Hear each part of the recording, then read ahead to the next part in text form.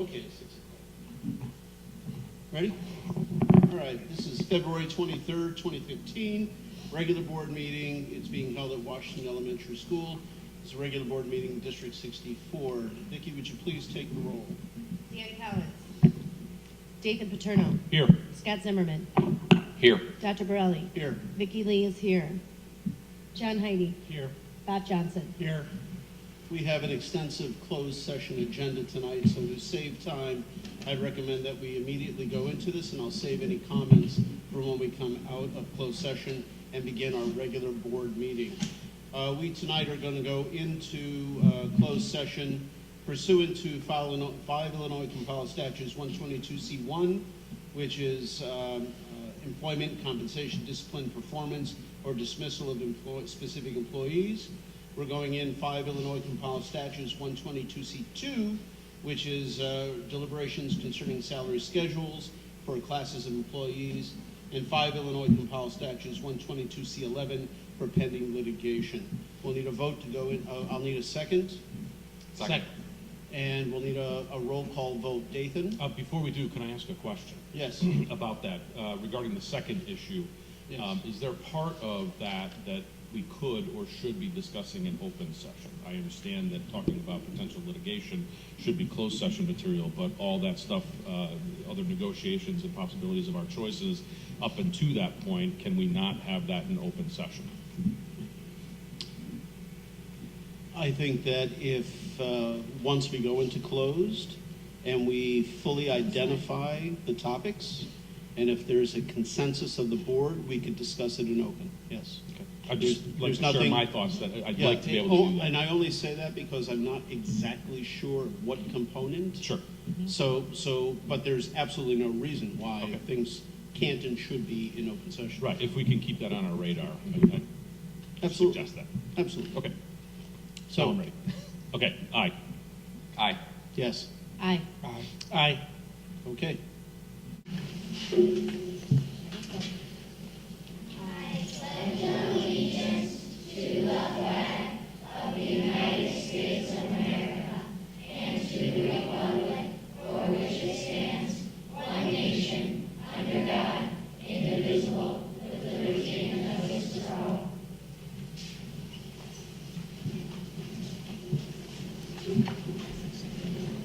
Good evening.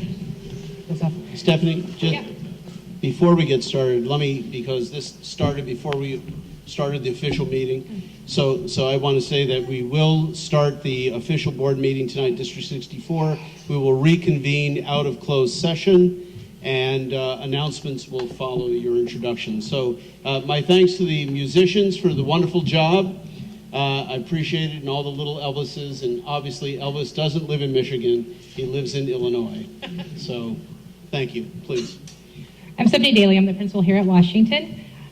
We would like to welcome you this evening. Thank you, fifth graders, to our dynamic drum club and our awesome ukulele club. So give them a round of applause again. Thanks, guys.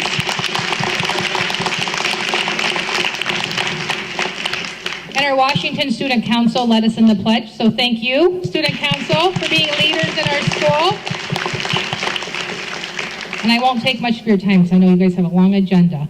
Our students also put together a green screen just to demonstrate just some, but we do a lot here at Washington. The green screen we have downstairs, and that's our announcements weekly. Some of the initiatives you'll be hearing, kindergarten talks about our roars, which is new this year with our matrix, and teaching our students how to behave based on learning targets. We've been working on posting learning targets for math, so you'll hear some first graders talk about what they're learning in math. And we've been embracing technology daily with the Chromebook one-to-one initiative, as well as kindergartners using iPads and laptops. So please turn your attention to our green screen. And I thank you guys for being here at Washington, and welcome.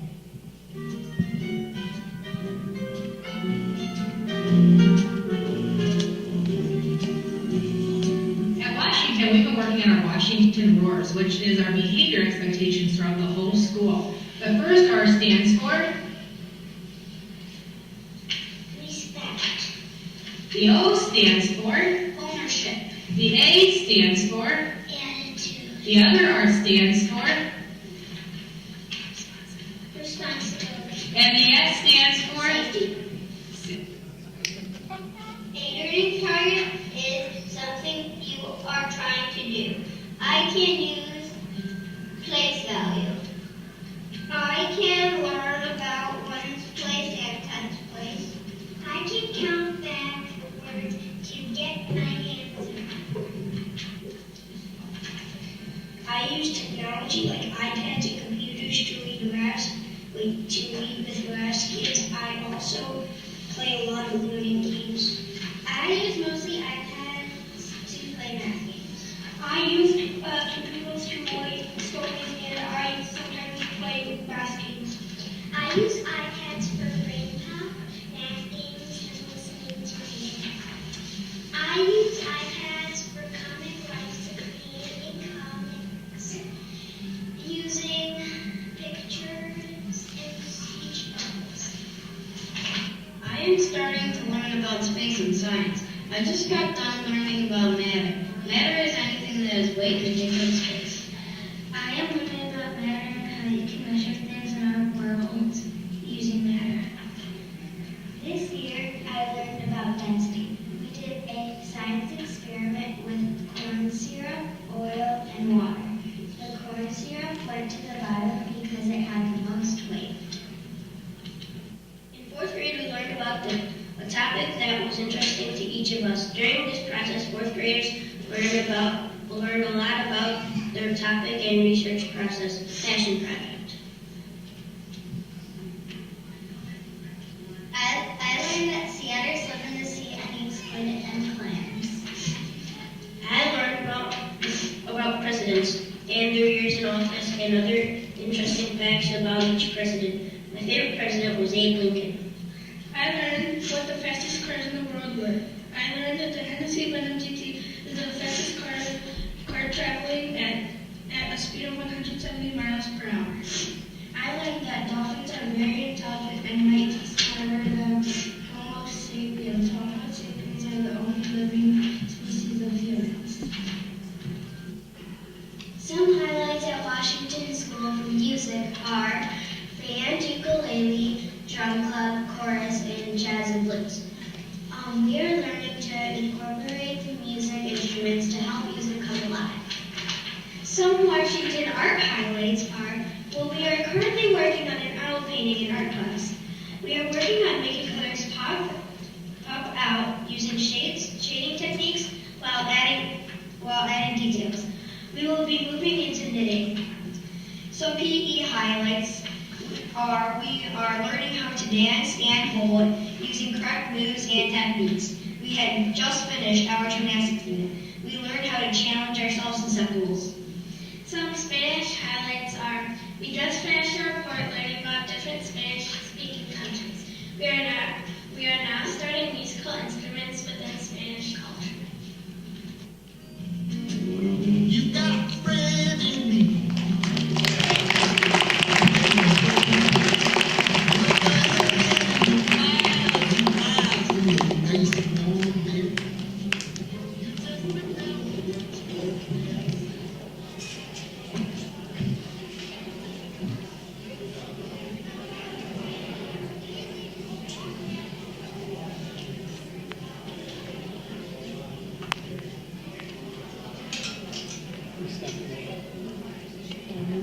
Yeah, and she's doing so well, but yet she's coming. The program.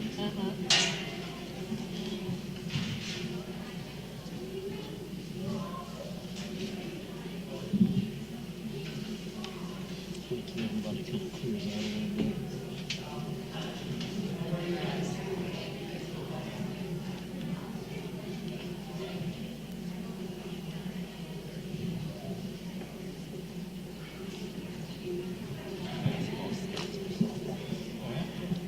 All right, so on behalf of the board, I'd like to thank the Washington community for their attendance tonight and participation. Now back to our previously scheduled program. Tonight, we have a thick meeting with 9 action items present on the agenda. Our next meeting will be the 23rd of March, tentatively starting at 7:30 p.m. Topics are to include public update on the TIF issue, update on strategic plan formation, and the VOIP approval.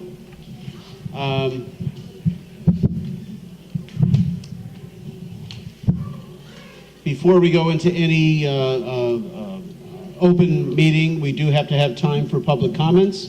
So I invite anybody who would like to speak on a non-agenda item, please come up to the podium. And seeing somebody walking up. Hi there. I'm not sure if this is an agenda item or not. It concerns the staffing or proposed staffing for next year. And I know you limit me to 5 minutes. Staffing's on the agenda. So when would I speak to that? Well, you're there now. Why don't you go ahead? You can go out of order, it's okay. Yeah. Okay, because my name is Susan Blind, and I know many of you, and I'm very happy to be here tonight. I teach at Emerson. I'm in the 7th, 8th grade rotation. I teach social studies and language arts. And I'm here concerning a proposed staffing and elimination of a special education position. And you folks will be the ones to decide that proposed elimination of the position. And prior to you actually voting on that, I wanted to just give you a glimpse into who is behind the numbers, because we were told that it's due to numbers, declining numbers, that this position, special ed position at Emerson, would be eliminated. I am a stakeholder in this. Normally, staffing is not my forte. I teach writing, reading, and history, geography. However, I am a stakeholder in this case because I have a student this year who is diagnosed with an emotional disorder, and the position with which you are going to vote on is a position that deals strictly with a group of children that are never at these meetings, ever. They're a group of children who have really very little advocacy. The old school term was behavior disorder. The new school term is emotional disorder. And they're in every building in our district. And by the time they get to us in a middle school situation, the disruption to classrooms is unique and spectacular.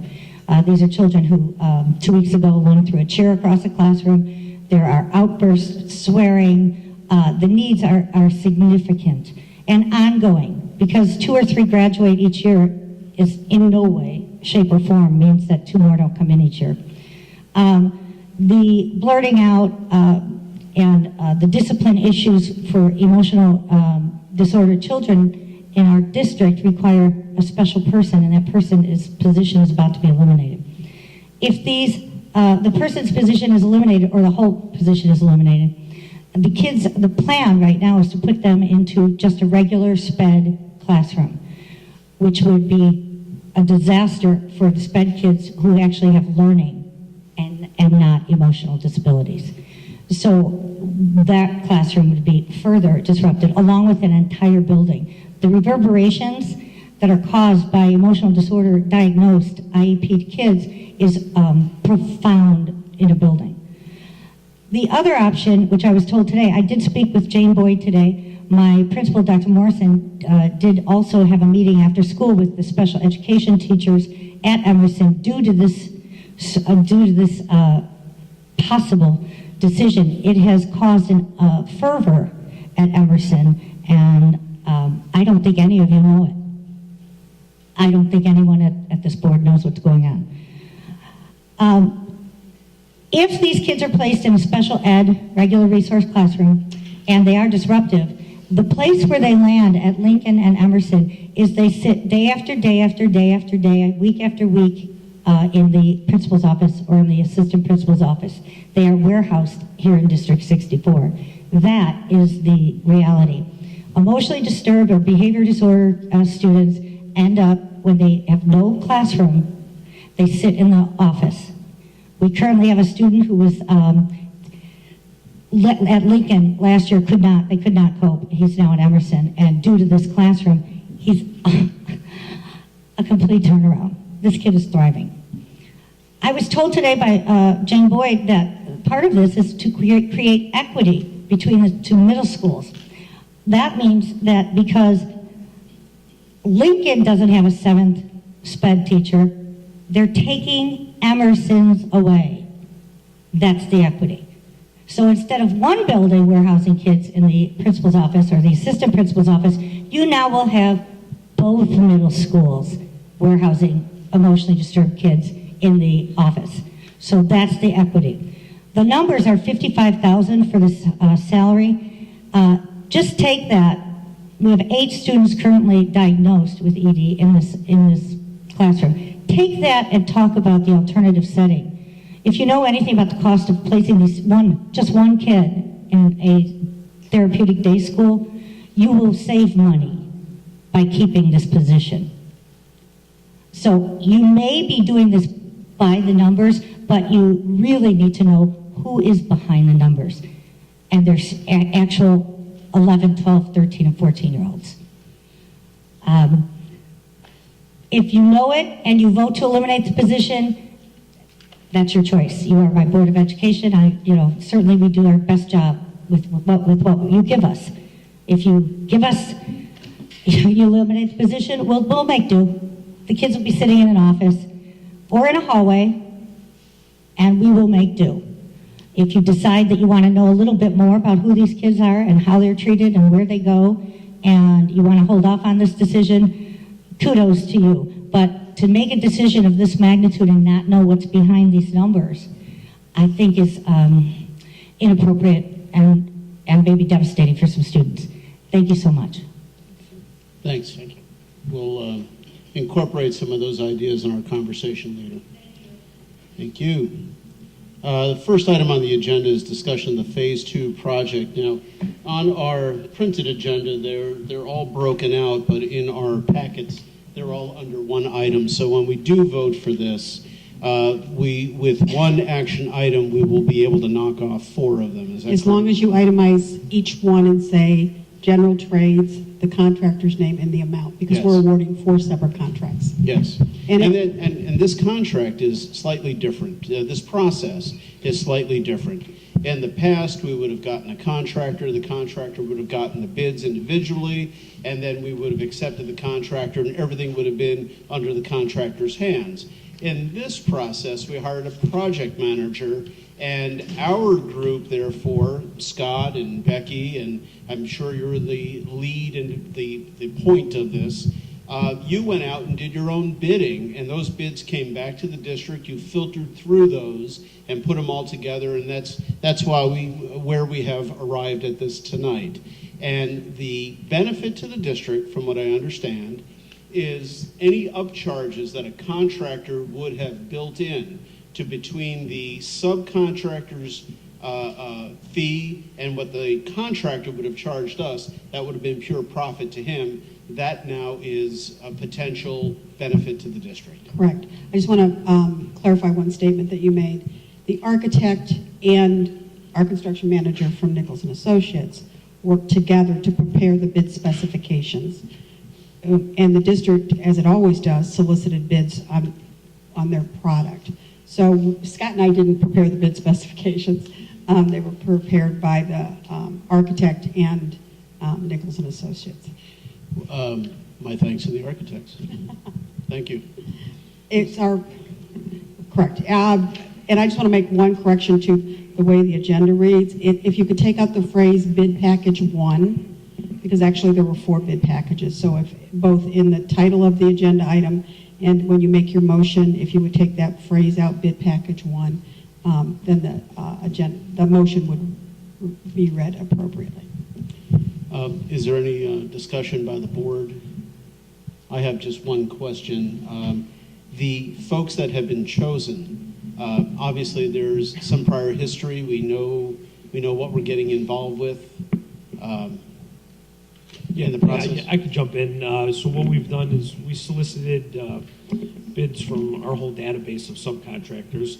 Like Ms. Allard said, it was a public bid, advertisement for bid was published in the paper. 30, 40 contractors picked up bid documents. If you look on the bid tabulation, you'll see who had responded. All of the contractors that we're recommending tonight have extensive history with our firm and neighboring districts. So they are union contractors, so they align with the PLA that the district has in place, and we have no issue whatsoever making the recommendation for award. But what are the addendums that are checked off on the accompanying sheets that we have? Is that more information, or what was that? Yeah, addendums are clarifications after the original bid documents were released. So as contractors submit questions, or ask for clarifications, we respond to them in an actual addendum item and then publish it to all the plan holders so that they're all provided with the same accurate information. Gotcha. So- Okay. So I have a question. So the roofing package, what kind of roof is that going to be? Well, there's multiple parts to that. There's some shingle area, there's some flat area, there's a lot of fascia and kind of cornice ornamental work along with it. That includes the demolition of removal of the existing roof. So you got a little bit of everything involved with that. Some subsurface sheening Yeah. replacement. Because I have big concerns when I look at this roofing package here, and I look at, you only got 2 bids, and they're $1 million apart. And we've had scope reviews with both contractors. My personal opinion, after meeting with the second place bidder, I think he had some scale errors to his takeoff because the low bid actually aligned itself with the budget and some of the additional scope of work that was identified. We felt that was very fair and reasonable, and we think it's actually a very good bid for that scope. For Metal Master, yes. Yes. I personally, as one board member, would like to see another bid for roofing. To me, it seems that you only came in with 2 numbers, and one guy's twice the price of the other guy.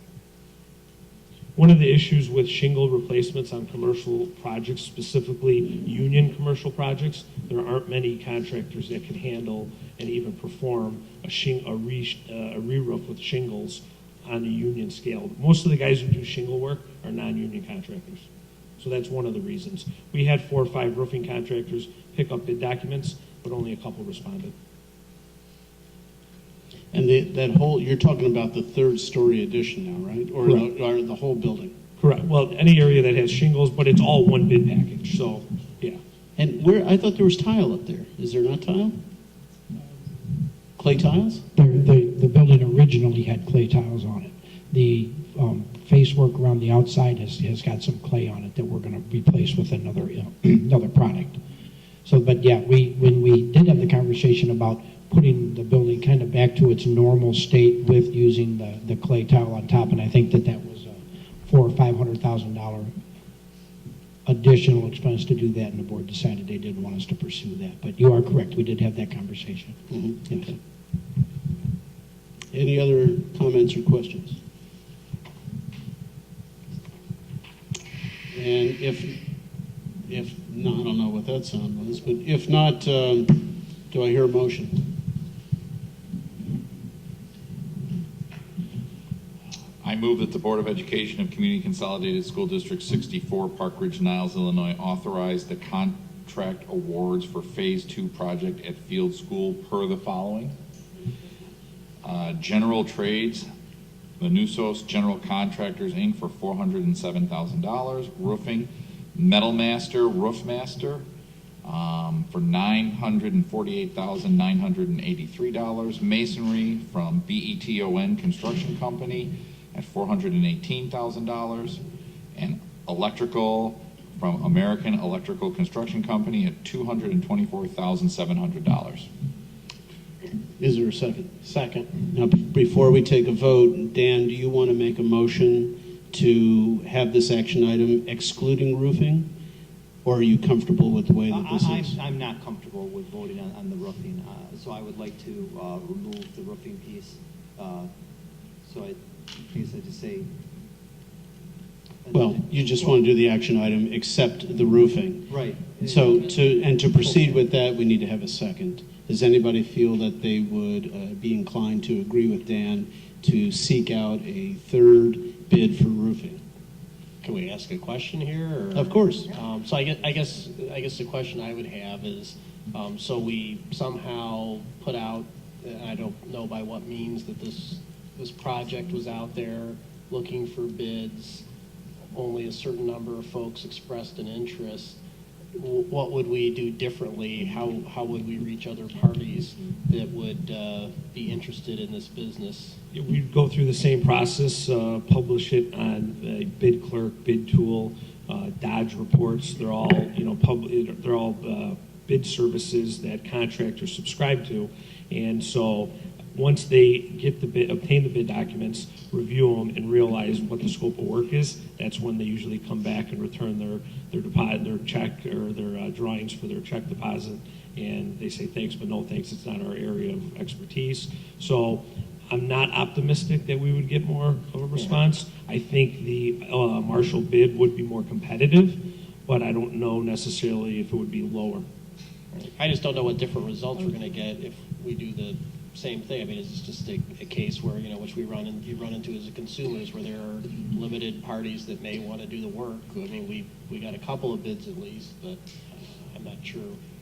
If we do that again, I don't understand what different results we would necessarily get. Would the bid process be any different? Would you include any further outreach, or would you do anything other to get more people involved? Or would you basically do the same process over? We would do the same process over, and I'd beg, borrow, everything to get more bidders. But, at the end of the day, a contractor has to fulfill the bond obligations and, fulfill the contracts and the specs. And if they don't have that expertise, they're not going to respond. And historically, in other construction areas that you've done, other roofing jobs that you have overseen, is it commonplace to have a sparse amount of contractors applying for work? In the roofing scope, there's traditionally, I'd say, 3 to 5 typically responding on large-scale commercial work. And again, any given time, what manufacturer is included in the spec, because some contractors have better buying programs with various companies. So there's lots of variables on why somebody may or may not respond. Geographical location of the site, current workload for the year, how many shingle crews could they run at any given time, and there's a very tight time frame in this schedule. I think from start to finish, we're no more than 7-8 weeks max to replace everything. So I think it's a large workload in a short amount of time with a lot of overtime. So it's going to be it's a challenge for any contractor. And based on your projections for cost for this roofing, this number seems to be appropriate? Yes, it does. Okay. So therefore, that all being said, would anybody like to second Dan's motion? And not hearing a second for Dan's motion, then that will go by the wayside, and we're back to the original motion by Scott. I'll need to have, did we have a second on that? Yeah, we had a second on that. So now we'll have to have a vote for the action item. Bob? Yes. Aye. Aye. Yes. Aye. Aye. Nay. Okay. Hey, Tony, can I ask, not related to this, should we ask if there's any more open comments? It seemed like the first person kind of took off, and I didn't know if there was anybody else in the audience who still wanted to make a comment or anything. Yes, if we could. I was going to do that specifically for staffing. I didn't think that we had to do that for this particular item. No, not for this item. I just meant in general, that first person took off, and we just jumped right in without, I didn't know if anybody else was looking to step up at all. Usually they're lined up, but I suspect there's nobody else here for public comments? No, I don't think so. All right, thanks. Okay. But it's always good to ask. Next item on the agenda is the approval of master contract for the architect of record.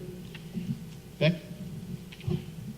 In September, we requested of the board the opportunity to go out and select a new architect of record.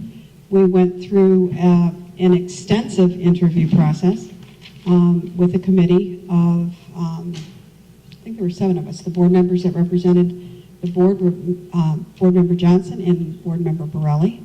It was Dr. Hines, myself, and Scott Mackel, and 2 principals, an assistant principal, Andy Petroline, and middle school principal, Dr. Murray, Anthony Murray. And when all was said and done, and the process doesn't leave the district a lot of flexibility. It's very outlined in the school code. And when all was said and done, the #1 ranking architectural firm was FGM. And tonight we're presenting the master contract that is a very typical contract for architects, and asking the board to approve and appoint FGM as architect of record. This contract was reviewed extensively between myself, Mr. Leonard, and James Levy from Hodges Louisi. And once Hodges Louisi said the contract was in order and FGM agreed to all the concerns and the conditions, it's being presented tonight for board approval. In that contract, you have an attachment of what their basic fees are for typical projects and what future projects will come forward to the board under what format and what they will look like. So. Thank you, Becky. One of the first leading questions I would have is, I know that this particular agenda item has been delayed at least a month, and it's been in legal review back and forth a little bit. Is there any items in this contract that we should be aware of that would have made it delayed in getting to us? No, I think the delay truly was the holidays, and then the cold weather and the snow and the amount of time we had off in January. And I just think there was no particular item. It was just timing. So there's no outliers in this No. particular contract that would make it any different than the previous contract that we had seen or discussed? The only difference between this contract and the previous contract is their fees are low. Did you say lower? Yes, sir. Which was my next question. That actually was mine too. As you see, the business manager Because smiling. on page 47, there's a fee He's schedule. frowning, I'm smiling. Yeah, on page 47, there's a fee schedule, and I was going to ask if those are within the standards. All right. Thank you. Thank you. All right.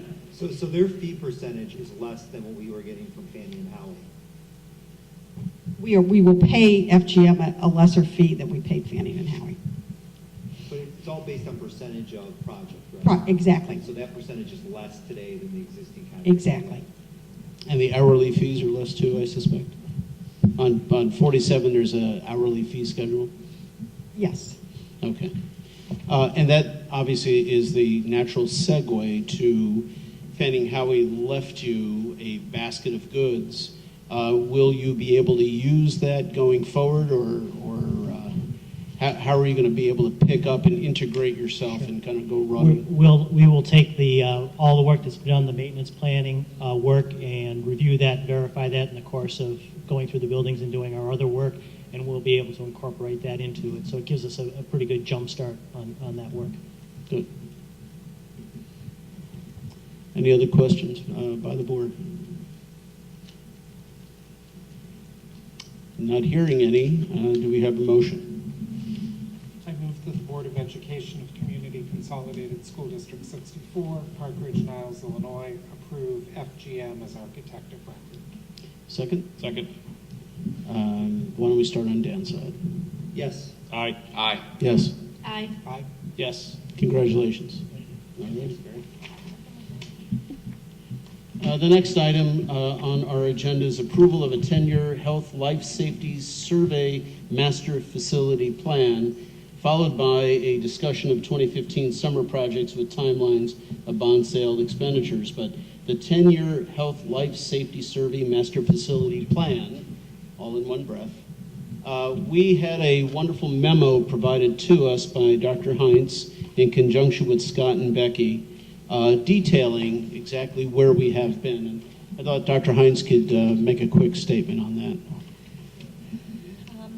So back in 2011, Fannie and Howie was hired to be the district architect of record. During that selection process, a facility master plan was discussed in great detail. Once Fanning was selected, it was determined that they were going to move forward with a maintenance plan to really address some of the more urgent needs that they felt that some of our buildings were facing.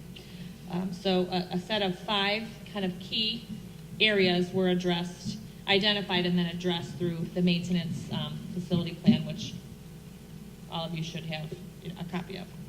And you can see kind of the amount breakdown of the work that Fanning did. At some point after 2011, you were talking about the possibility of doing an educational adequacy study, and that did not transpire. So fast forward to 2014, As Becky said, we came to the board asking to identify, or at least go out to bid to identify a new architect of record. FGM, as you know, and you just approved their contract, was appointed. And one of the areas that we really focused on during the interviews was what would not only a 10-year life safety process entail, but more importantly, what would a comprehensive master facility plan entail? So as a new superintendent coming in, I think it's important information to have an overall sense of, our buildings, top to bottom health. What are they worth? Where are they solid? And where do we have opportunities for improvement? Timing is also right because we're embarking on a one-to-one initiative, 21st century learning. Will our classrooms do what we need them to do not only now, but as we move forward? And then lastly, as you know, we're embarking on writing a new strategic plan. And I think our last strategic plan, or the strategic plan that we're currently working under, didn't have finance or facilities identified. And it is my strong belief that both of those things need to be present in a strategic plan. Now, those aren't the only two areas that we're going to focus on within a strategic plan, but they need to be really fleshed out. So the timing is right to have both the 10-year life safety, which we're obligated to do through school code, as well as the master facility work done, so we have that data to inform the strategic plan moving forward through 2020. Is that a good summation, Dr. Burley? That's a fantastic summation. My question is, according to the item here, it's an action item, but I don't see anything on the computer. It's on page 43 of the PDF.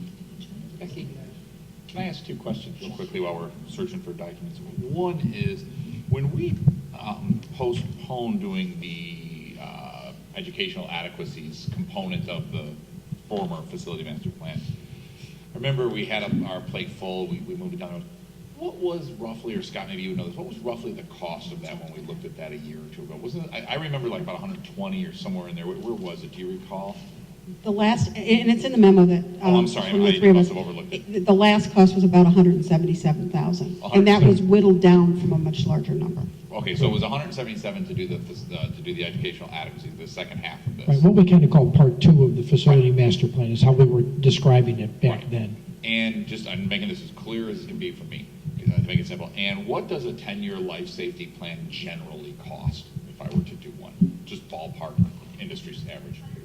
105. 3,000 to 5,000. Yeah. Okay, and so what we're looking at is 190 roughly to do those two Both. components, complete the plan, which would clearly seem to be a discount. Yeah, you're gonna generate the same information by doing both, so there's no sense in duplicating that. Just combine it into one and bring it I just wanted to understand the scale of the costs and so forth compared to what we've seen before. Thank you.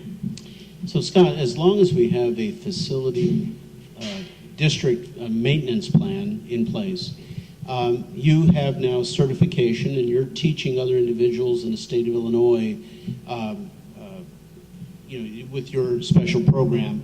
When will this district have an ongoing district maintenance plan? Now that we've had that, we're talking about life safety, we're talking about the adequacy study, the whole Megillah all the way out. The one thing that's missing from this is the ongoing maintenance plan, and when will that be developed, and is that going to be part of this? I don't know if it'll be part of that, actually. We'll feed information off of that. Carrie, you can talk if you want to, but if I could just real quickly, one of the genius things that our new superintendent has done has forced me to go to a new computer maintenance management system called School Dude. And we're looking for a face for that, by the way, if anyone's interested. But on the School Dude, we're now doing work orders through there. So all of our work orders are coming in, and I'm tracking every work order now. I know exactly what the guys did, how long it took them to get done. We're going to roll that out to the staff in the next week or two. We've got that all set up so staff can put work orders in. Then we can track that. The next piece of that is the module, and it's the preventative maintenance module. Then we have to go out as we, I have all of the sheets on all of the new equipment, how often you're supposed to change filters, grease, and do that. We have to kind of load that all into that preventative maintenance module, and then that's when the solid preventative maintenance system really kicks in, Dr. Borelli. And that's what I'm talking about, because with that, I hope to be able to better forecast expenses on facilities going forward. Absolutely. Whereas now I imagine it must be an awful arduous task. So, to say the least, apparently by that facial expression, I imagine it's fairly difficult. And maybe just to add a little bit, what the work we'll be doing will really be establishing that baseline. So it is basically going through and looking at the condition from a life safety code point of view, from an educational perspective, and from just the basic condition of the building, looking at the lifespan of equipment, and then establishing that as the baseline so that as you can then start to plan out what happens. So where we'll take a detailed look at what the next 5 years worth of work might be, that also sets the stage to kind of dovetail with what Scott's doing from the maintenance plan point of view. And then there's things that just in the conversations, we're walking around and how equipment is labeled. The electrical panels, are they labeled? So we start to note those things, and that is just another set of eyes. So we have, a couple electrical engineers, a couple mechanical engineers, a couple architects all walking through the buildings, looking at it with their own perspectives, and to feed that back into what Scott and his team is doing is how that synergy that really comes from being able to do all of this at the same time. So what do you predict as far as getting some of this data available? Will it be for the next budget cycle, or will it be able to include some of those anticipated expenses on a factual basis in this budget cycle? It would be on the next budget cycle. Yeah, we're quite along in So by the end of the summer, you're really going to have a lot of this, which will be too late for this. Correct. It'll be for the next. Yes, it will be. It will be for the next budget cycle. From which fund will this be coming? Well, I work out of the O&M fund, and Becky can answer that, but I think she's nodding her head, so I'm right. So I work out of the O&M fund. So, basically, as you go through, you have a value of your buildings, and then 1 to 1.5% of that value should be put towards maintenance of the buildings every year. And the district hasn't done that for 20-some years, so we'll get together, we'll identify that, and then identify the frequency at which the preventative maintenance items need to be done. And it'll be much easier to budget. You're absolutely right. And it should reduce costs, it should save energy. I mean, there should be a whole lot of good things to it. But it's a lot of work to get it put together. And as Lori says, it's time. She reminds me frequently, which I appreciate. Well, speaking of time, I'm just going to say, I'm going back to Nathan's question. It depends on the scope of the project as to whether it will be the O&M fund that has maintenance costs or maintenance money in it for small projects, or whether it's a large project that will come out of Fund 60, which is capital projects fund. Speaking of time, you mentioned for the next 5 years. I'm wondering if in your doing of this maintenance plan, ongoing maintenance plan, you consider doing this in 10-year increments, in as much as there's a 10-year life safety required by the state of Illinois. So as long as we're required to do that every 10 years, you might as well project out the maintenance operations or requirements on a 10-year time frame. I was going to say that it gets harder and harder to project out 10 years. 5 years seems to be a good window, but we would recommend when this gets done, you start looking at kind of a rolling 5-year plan. So there's a little bit of update. You never get to the point where you have to go back and start over again. You always want to just be tweaking and updating and adding to, and have the plan set up so that it's a dynamic plan that has that ability to continually roll over. So you're always looking 5 years ahead, but you're doing it on a yearly basis. There's some big ticket items, though, you pretty much know. And the reason why I say that is because you don't want to have off the radar in year 6, let's say a boiler replacement, and that's a big ticket item. And then, you get into that second 5 years, and before you know it, we got this big boiler we got to plan for. At least if you got more than just that 5-year ticket, it's greater window to Absolutely. We'll look at the expected life of all the major systems, roofs, parking lots, the mechanical systems, so we'll know what's in that year 6 to 10 anyway, but it just won't necessarily be part of what that first 5-year implementation, but yes, those will be known items down there, and that'll be part of what we do. Good, thank you. All right, any other thoughts or comments or concerns, questions? Yeah, so I just saw on here on one of the pages talked about planning will involve first responders and will need to align building operational procedures with the physical structure. But some of the other things that we've talked about as far as security goes and items like that, that's not going to fall necessarily on this plan. That's going to be a plan we're going to be running parallel to this, right? A separate security plan? What will be part of the master planning process are any of the physical changes to the physical environment that would tie into any security planning work that you're doing. Yeah, I have shared That's what you're thinking about, Dan. I'm thinking about like locks and Vestibules cameras and and- vestibules and all that. That'll link to what Kara's talking about. That is gonna be part of it. Yes. Yeah, Dan, I have shared the Rita security report with FGM, so they have that, we've reviewed it, we've talked about that as we're going through this process, so it will incorporate into that, yes. And now, are we going to be, some of those things we talked about, are we gonna delay that until this is done? Are we still thinking some of that stuff we're gonna move forward with? The timeline conversation that will follow this will Okay. map out what we're thinking, and then we'll get your response All to right, that. great. Yeah, go ahead, Yeah, Bob. Carrie, I think somewhere in here I saw something where it talked about, the master facility plan, document, for lack of a better word or something. And I guess just sort of, sort of who, once that's put together, sort of who owns that, where does that reside? It'll be in electronic and hard copy format. You will have an electronic copy of it as well as the hard copies of it. And we can do live spreadsheets so that they can easily be updated. It's yours. I mean, it's our intellectual property, but it's yours to work with and do as you see fit. Okay, and on an ongoing basis, then, is that something that, usually the school district would be sort of modifying, or we're talking to you guys, or? It really depends. There's some items that you may want to have our engineering team's input on, and there may be items that you can just incorporate yourself.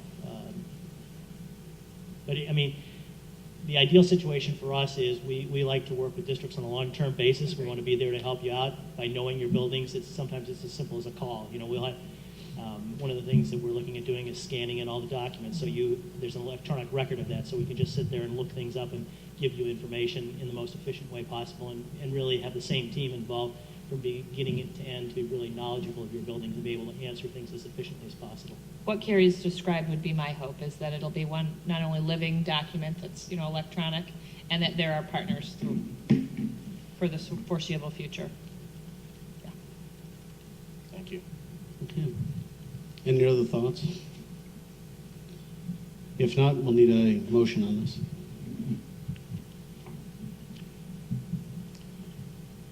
I move that the Board of Education of Community Consolidated School District 64, Park Ridge-Niles, Illinois, approve the 10-year Health Life Safety Survey Master Facility Plan for the amount of $199,705. Is there a second? Second. Why don't we start on Bob's side again? Yes. Aye. Aye. Yes. Aye. Aye. Aye. Okay. Thank you very much. You're welcome. Yes, thank you. The next item is on page 59 of your agenda. We'll move up to that. And I froze. There you go. Discussion of summer projects.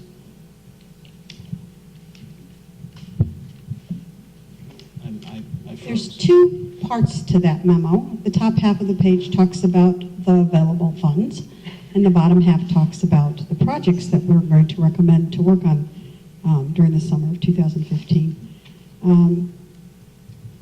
And the top half is in response to Dr. Borelli's numerous questions during board meetings as to where does the money come from to pay for all the projects that we are talking about. So let me just walk you through that spreadsheet really quick.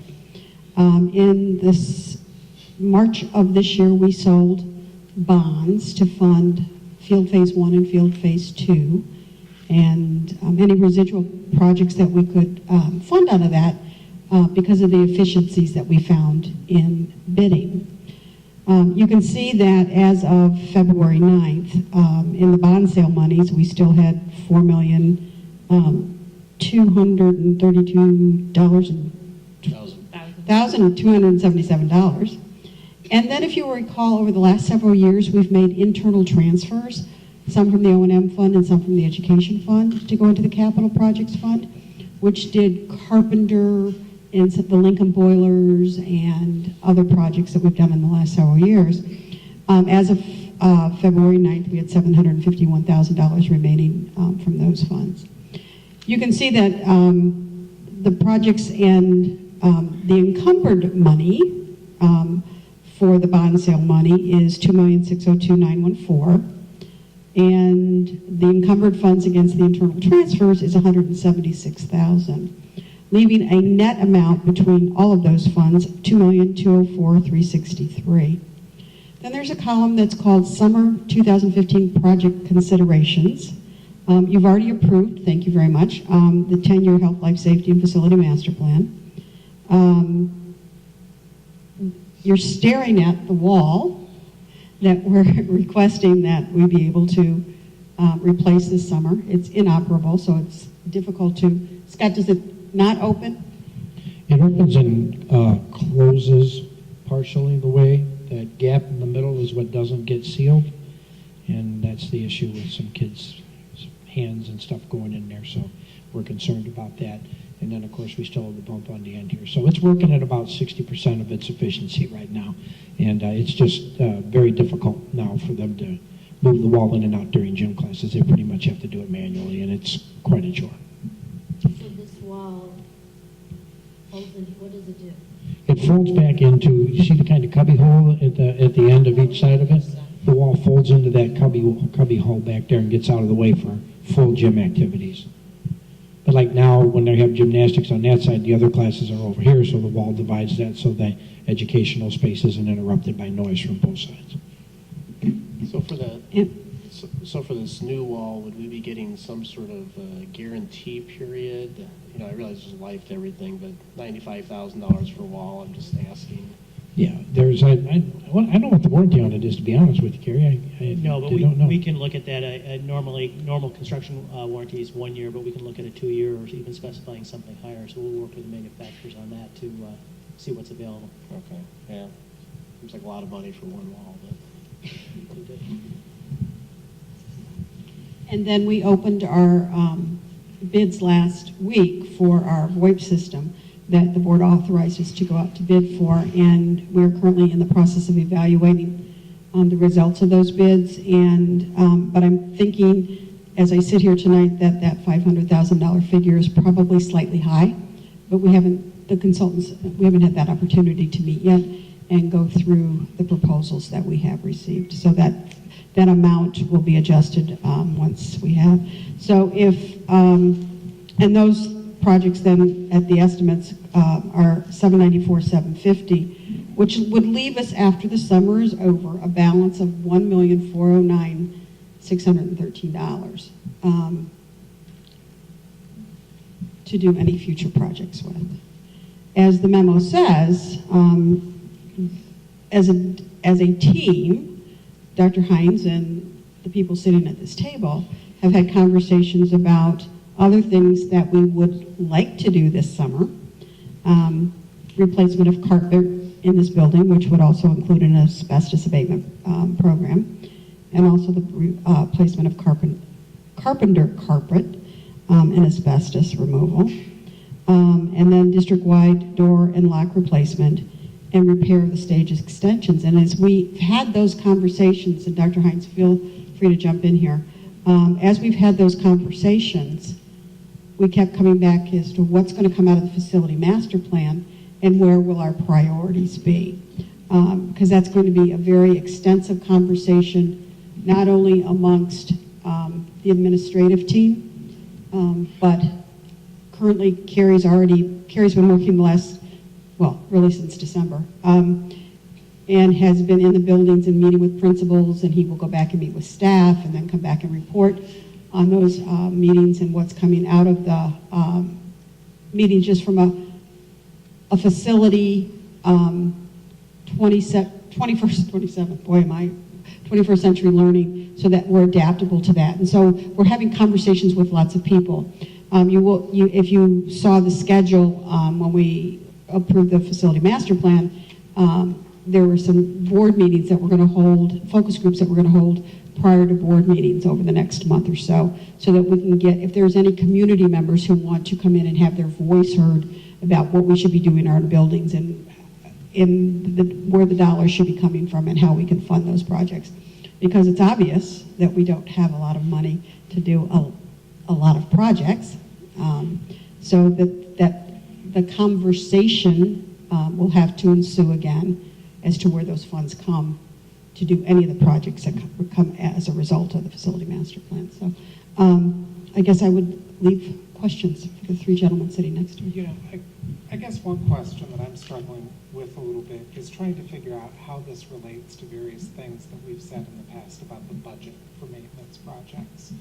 I understand the accounting of the bond sale stuff, but I guess personally I've never been looking at the bond sale proceeds as our budget over a long period of time for maintenance. And so for me, I guess I go back to one point where we had in our long-term projection the idea of $1.5 million a year for various maintenance projects.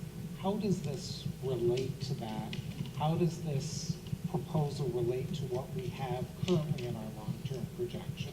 In other words, I need to get some sense of what our budget currently is so that I can figure out whether this is over it, at it, or below it. If you recall, you're absolutely right, John. We used to carry, actually for a while it was $3 million a year. The last several years it was $3 million a year. When we met a year and a half ago at Emerson and the board developed their consensus goals, there was a statement in those consensus goals that said that the district would issue debt to fund their capital projects. At that point, the dollars from that $1.5 million or $3 million that we had been carrying came out because we were responsive to that statement that we would issue debt to fund these projects. Okay, so we took out a certain amount of debt. There's a certain amount left. And what you're saying is in the projections, we no longer carry any kind of maintenance. That is absolutely correct. And I would have pointed that out when we get to the last agenda item that I. What is our expectation or budget, if you will, as to how long those bond proceeds are supposed to last us before we have to start spending maintenance dollars back out of the rest of our money again? The bond proceeds have to be spent by the end of next summer, so summer of 2016. Okay, so the bond proceeds, we've got to use it all by 2015-16. And then what does our long-term projection assume about maintenance after June 30th, 2016? Well, based upon the board's consensus goal, we would be issuing either additional debt service using our debt extension base, if you remember those presentations by Elizabeth Hennessy from William Blair, and or having that conversation about whether there's a need for a referendum for bricks and mortar. Okay, let me translate that. Is it correct that our long-term projection assumes currently that we will do no maintenance at all after June 30th, 2016? Correct. Okay, I had not realized that. I thought we had money in our budget all the way through the end of our long-term projection. I had not realized that we had yanked it all out.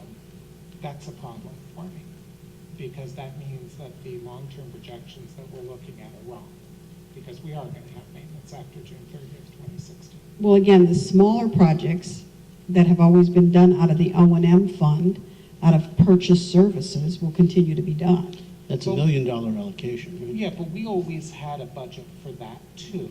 And Right. that's what, you know, to some degree, I don't really care whether it's big or little, the individual project. And honestly, I don't really care what fund it comes out of. If it comes out of an operating fund, it's all, to some degree, the same piggy bank.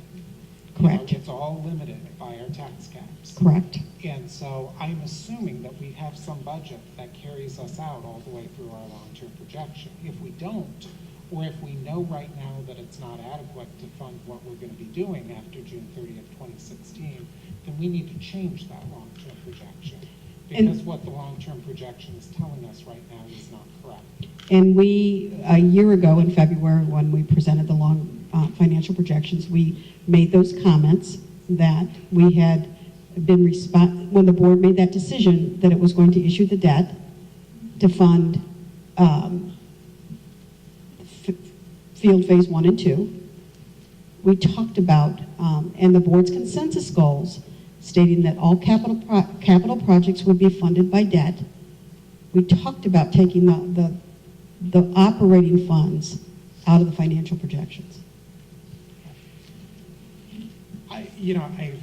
I guess my reaction is I'd like to see for after June 30th, 2016, them put back in the financial projections, because certainly when I voted to do the last bond sale, I did not envision myself committing the board to do multiple bond sales in multiple years in order to get maintenance done. I was looking at it as a one-time bond sale that would inject some additional money into the funds in return for extending the referendum commitment by 4 years, which was the only way that, to me, that seemed fair to taxpayers. Was that, sure, we would ask them to shell out for paying bonds, but in return, we would carry them 4 years further out for the referendum. Unless the plan is to go back and anytime we seek additional bonds, extend the referendum commitment even further, that to me doesn't sound, I'm not comfortable with that. Well, and you can see from the revised financial projections that we're going to be talking about later, that if we add another $3 million a year for the next, starting in fiscal year 16, 17, those balances are once again going to be exhausted probably by 2016, 17. So, hearing John, I agree with him completely. That was my understanding, that we would utilize the bond as a one-time bolus to get field done, because up until that time, I was suggesting we take that $3 million per year and pay ourselves back, and then we would pay it all off, if you remember that conversation. But it was to prevent that referendum bell toll from ringing too soon. We took the bond sale of $8 million, but I don't recall personally delaying or deferring or stopping, or at least stopping it just until we had this bond thing done, and then we're going to pick up again funding this maintenance. Because if what you're saying, the only way it would make sense for me is that bond money would have had to last the 5 years of the payback for the bond distribution. And it obviously is not lasting for the 5 years. and I vaguely remember the conversation at Emerson that summer where we said that if we continued to draw down on our cash reserves and not use debt, there would be no way we could extend to 2021. So maybe it was just a misunderstanding between the board and the administration at the time. But that was pretty much the direction that we presented a year ago in February. So it sounds like we're just talking about, we believe that we're going to have capital outlays like this in the future, similar to what we've had in the past, that we want to build that into our financial projections, even though it won't make them rosier. But It's more accurate. If we really expect that, we need to be aware of it. Perhaps where we used to have $3 million per year, we use a slightly more conservative number and have that built into projections. The question would be as to when to start that. And, we have bond money left over, so obviously it doesn't have to start this year, but it may certainly start next year, to where, anticipating we're going to use that 1.4 million next summer. Well, we have to. So it would begin, what is that? Next summer would be 15, 16. So beginning in 16 and going forward, reallocation, building in reallocations of maintenance monies in projections going forward. It may be budget year 17, 18, if it's the summer of 17. Yeah. Yeah, I would agree. I was completely under the impression when this ran out, we started with $1.5 million in the long-range projections going forward, Becky. So yeah, I don't think we were on the same page on that. But yeah, and you had just said in your thing, in your speech, $3 million a year, and I think that was when we were trying to get some pigs through the python, right? We were trying to get Carpenter done. We were trying to get field done. So I think if maybe when you're looking at this, I don't know if the rest of the board would agree, if we could go back to more historic averages of $1 million to $1.5 million was where we seemed to be before we dealt with the big air conditioning and atmosphere and the control inside of humidity and everything. I think maybe that's something we ought to direct you to do in terms of maybe taking another pass at this long range projection, because the one after this is kind of moved if $1.5 million is missing out of it that we all thought was in there. Yeah, and then again, we just got to fix that and figure out how we move forward. And I guess what I would say too is if you're going to build, say, $1.5 million in after this bond money goes away, consider whether you accelerate some of that $1.5 million into the period where you still have the bond. so that if the bond needs to be spent quickly just because of regulations, then to me, that doesn't mean you do more projects. To me, that means you accelerate doing the projects you were already going to do with $1.5 million. So I'm not sure you need to build $1.5 million per year afterwards. Maybe what you say is that if there's $1 million left over in the bond, well, there's 2 of your 500,000s, and maybe the first 2 years then are just $1 million, and then you go up to $1.5 million. Right. And your facility master plan will obviously help guide this Yeah. down the road, presuming it's ready for the budget planning process next spring, because there's not much, we're not going to change anything theoretically for this current Right, budget right. cycle that we're going to start off in July and approve, because that forecasts this money right here and having funds left over. But for the budgetary planning process that we kick off next winter, I would think, we would definitely want to make sure that the facility master plan would be ideally ready for then, or at least Oh, we'll have it ready in the spring, summer. Well, spring, summer of this, okay, well, then What perfect. we've talked about as a team is that instead of doing projects, overloading ourselves with projects for the summer of 2015, that this summer will be used as a year of planning, so that the team can come to the board in September, October, November, I would think at the latest, to get authority to move forward with what projects they want to do in the summer of 16, so that the architects have time to do the drawings, we have time to go out to bid. You will always get better bids the earlier you go to market versus waiting until February or March to go to market. absent a roof blowing off a building, That would be true. that actually would coincide with your development of your ongoing maintenance plan, because that would give you a year and a half to institute that, at which time budgetary-wise you could have allocations. So the only flaw or fly in the ointment will be if we anticipated the bond money to cover us for that 5-year period, we'll arguably have a 2-year window that I see that will be underfunded. So we'll have to borrow from Peter to pay Paul, maybe move something up, but that's only if something essential would have to happen. But now that puts into my mind, how do we fund some of the security upgrades that we've been talking about? I mean, do we wait another 2 years for that kind of thing? I don't know if we have that opportunity to wait those years for something as significant as that. Of course, that comes in that 1.4 left, right? Right. Yeah. As we talked in the last month or so about the locks, the replacement of the locks district-wide, we advanced to the conversation about doors and whether the doors needed to be replaced. Because why would you put a lock on a door to have to replace it again in a year? So you have to have those complete conversations, comprehensive conversations, because locks became a much bigger issue for us. And then to replace both the locks and the doors at a single time is quite costly. And you need a long lead time, because doors don't come in a very short, they're pretty much built to spec. I guess turning to the action item that you have in front for the summer projects, my suggestion would be that you take it back and decide. First of all, the only summer project that you actually have on the table is that door for $95,000.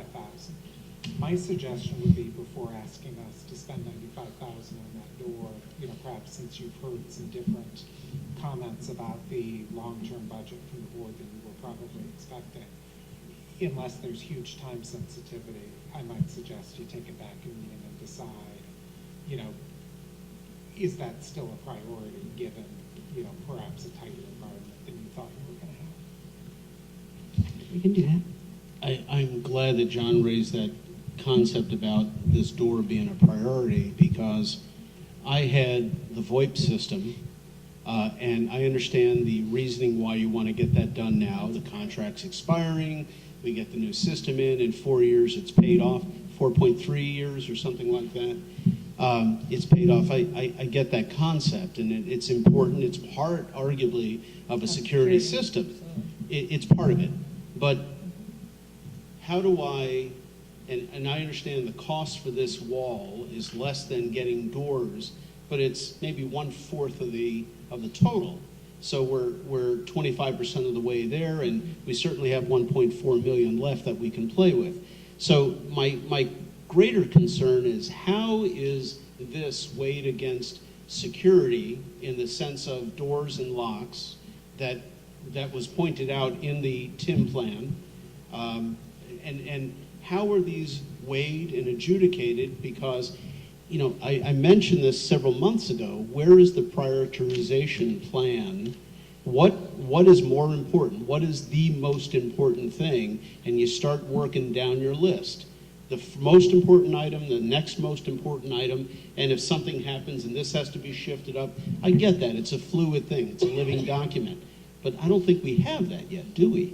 Well, I think the facility master plan will help us identify that, no doubt about that. Your priorities are what you choose. To an extent. When you get right down to it, yeah, correct. To an extent. So, but I always say, I have no idea how I'm going to get where I'm going until I know where I'm at. And this facility master plan will tell us where we're at in a much more detail than what we have now, based upon the maintenance plan that we currently And if have. I may say, that some of the stuff that came forth in the RETA survey, we've already done, as you know, the visitor management, we've fobbed, we've put exterior cameras in the building, so we've ticked off a number of security upgrades. To Tony's question, the prioritization, the next item was a secure vestibule. So in talking with the architects and all of them that came through the process, and then the one that was awarded the bid, said they really wouldn't want, even if we had a big pot of money, burning a hole in our pocket in terms of secure vestibules. It would be premature to do it prior to going through a master facility study and then really figuring out what we needed to do to the buildings. Were we going to build, did we need additions? Did your walkthrough show that we're tight for space and we need additions? Do we want to keep the main entrances where they are located right now? Or would it make more sense to shift the front entrance to another street where it would be easier to make a secure vestibule? So all of those conversations we can't have yet until we have this master facility plan done. And then we'll know what it will entail, and then we'll know what it will cost, and then we can plan accordingly. Is that correct, Carrie? Yes, that's correct. Well, I certainly understand the concept of having a facility master plan in place prior to doing extensive renovations such as vestibules, but I'm talking specifically about the doors and the locks and hardening the exterior doors. So maybe just to speak to the doors for a second. There are a number of doors, classroom doors into corridors that have closers on them. They're there because of a fire separation requirement, presumably. Haven't done the analysis yet.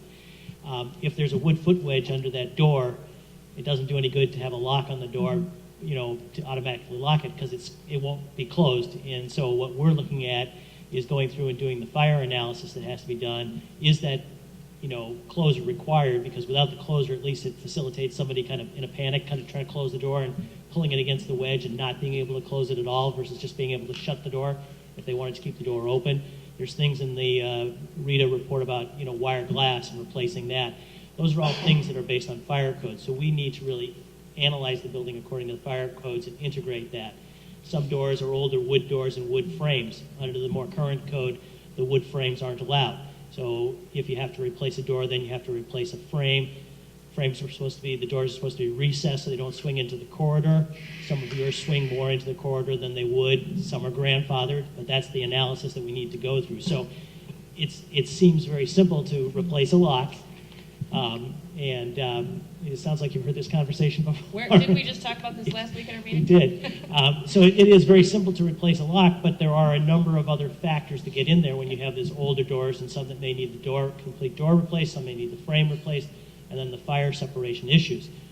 The strategy that we've been discussing in the building is looking at, are there advantages to the district in bringing the building up to a current code, all singular, you know, code. We want to look at that and study it, because it may be better and cheaper in the long run to do that. So it has an impact on the door. So, well, I appreciate that explanation, and that leads me to the final thought.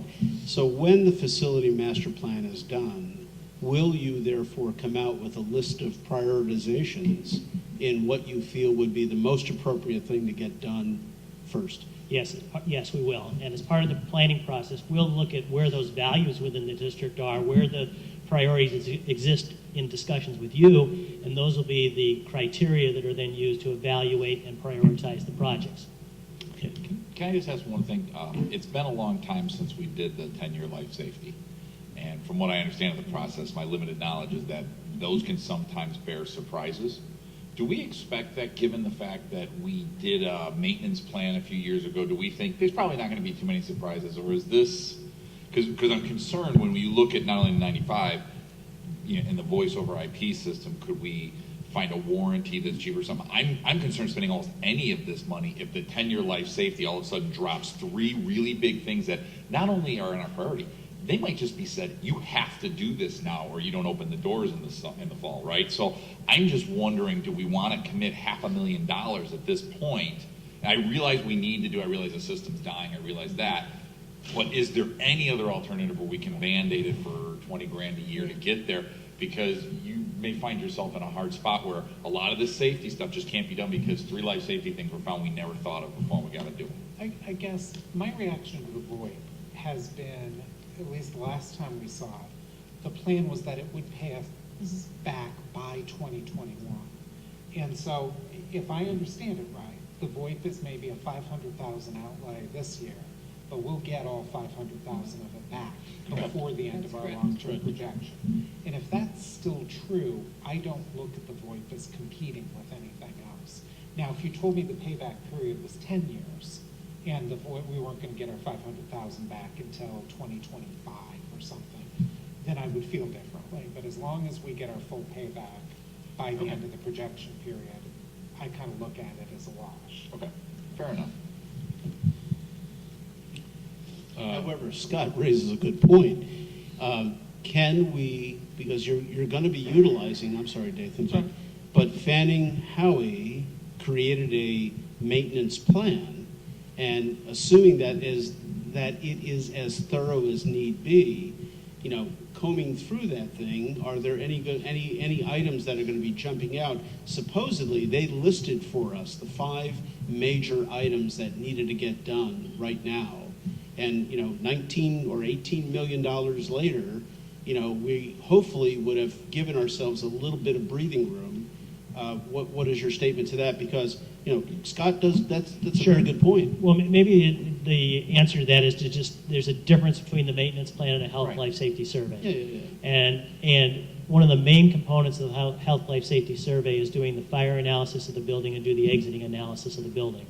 That is the one that may lead to, if there's a firewall that wasn't there, you have a lot of wood frame structure that entails certain types of more detailed analysis that need to be done. It's allowed and all of that, but you just got to do things a certain way when you have that. So they looked at items, how long ago was that done? 4 years ago, so there's another 4 years of deterioration on your systems. Just in driving by, and you can look and see there's some broken seals that we saw the other day on some windows when we were looking at one of the schools. Doesn't have to be done right away. There's a little bit of energy efficiency. We want to look at why are the window seals breaking, and is it a bigger problem or is it just bad, a bad piece of glass? How long can you get it let it go? That goes to your prioritization issue. So there are things that aren't on there that we've seen just in our walking around, within the last month or so. And there are pieces of the buildings that we will be looking at and looking at them from a code perspective that were not part of the work that was done by the previous architect in the list they developed. So you may find things. We may find things. And your buildings look great from the outside. From the inside, I think we want to make them look as great on the inside and great from just a pure building perspective, but also then from a functional perspective. So taking that into account, if they would it be safe to say that in their view, their perspective, would they have looked at all the low-hanging fruit and they would have looked at the major systems, basically the big ticket items, and you're coming in with a fine-tooth comb, in other words, looking for different avenues? What I'm trying to determine is there going to be a huge ticket that is going to gobble up this reserve that we have left? I can't tell you at this point. Yeah.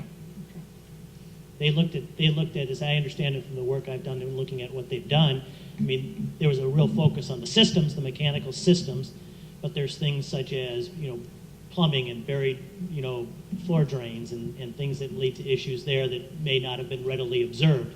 And, we're trying to dig a little bit deeper than they dug in what they went through. They looked cosmetically at some of the finishes in the rooms. We're going to try to tie that back into how are the rooms functioning. Some of the components other than just keeping the building up, you have music on a number of stages. We want to raise that discussion point. What's the impact of the libraries in 21st century learning, and especially now that you've added the one-to-one technology? That's changed, and that's only 9 months old.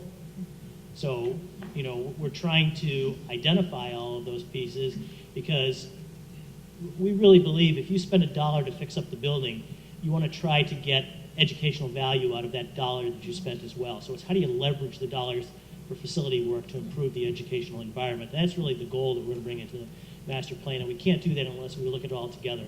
And I wish I could sit here and tell you what you're going to find, but I can't without having, we're going to have 5, 6, 7 people crawling all over these buildings and spending a lot of time between now and June, when we come back to you, gathering that information. So we'll keep you updated as we go. If we see something that we think is, if something's urgent, you'll hear about it right away. If something's important, we'll regularly update the administration and let people know what's going on. But I can't tell you what we're going to find because we haven't looked yet. Fair enough. Thanks.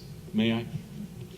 I'm concerned that I feel like several of us had a pretty severe misunderstanding of our financial condition. And I think it would be worthwhile to investigate at some point, not right now, how it is that there was such a misunderstanding.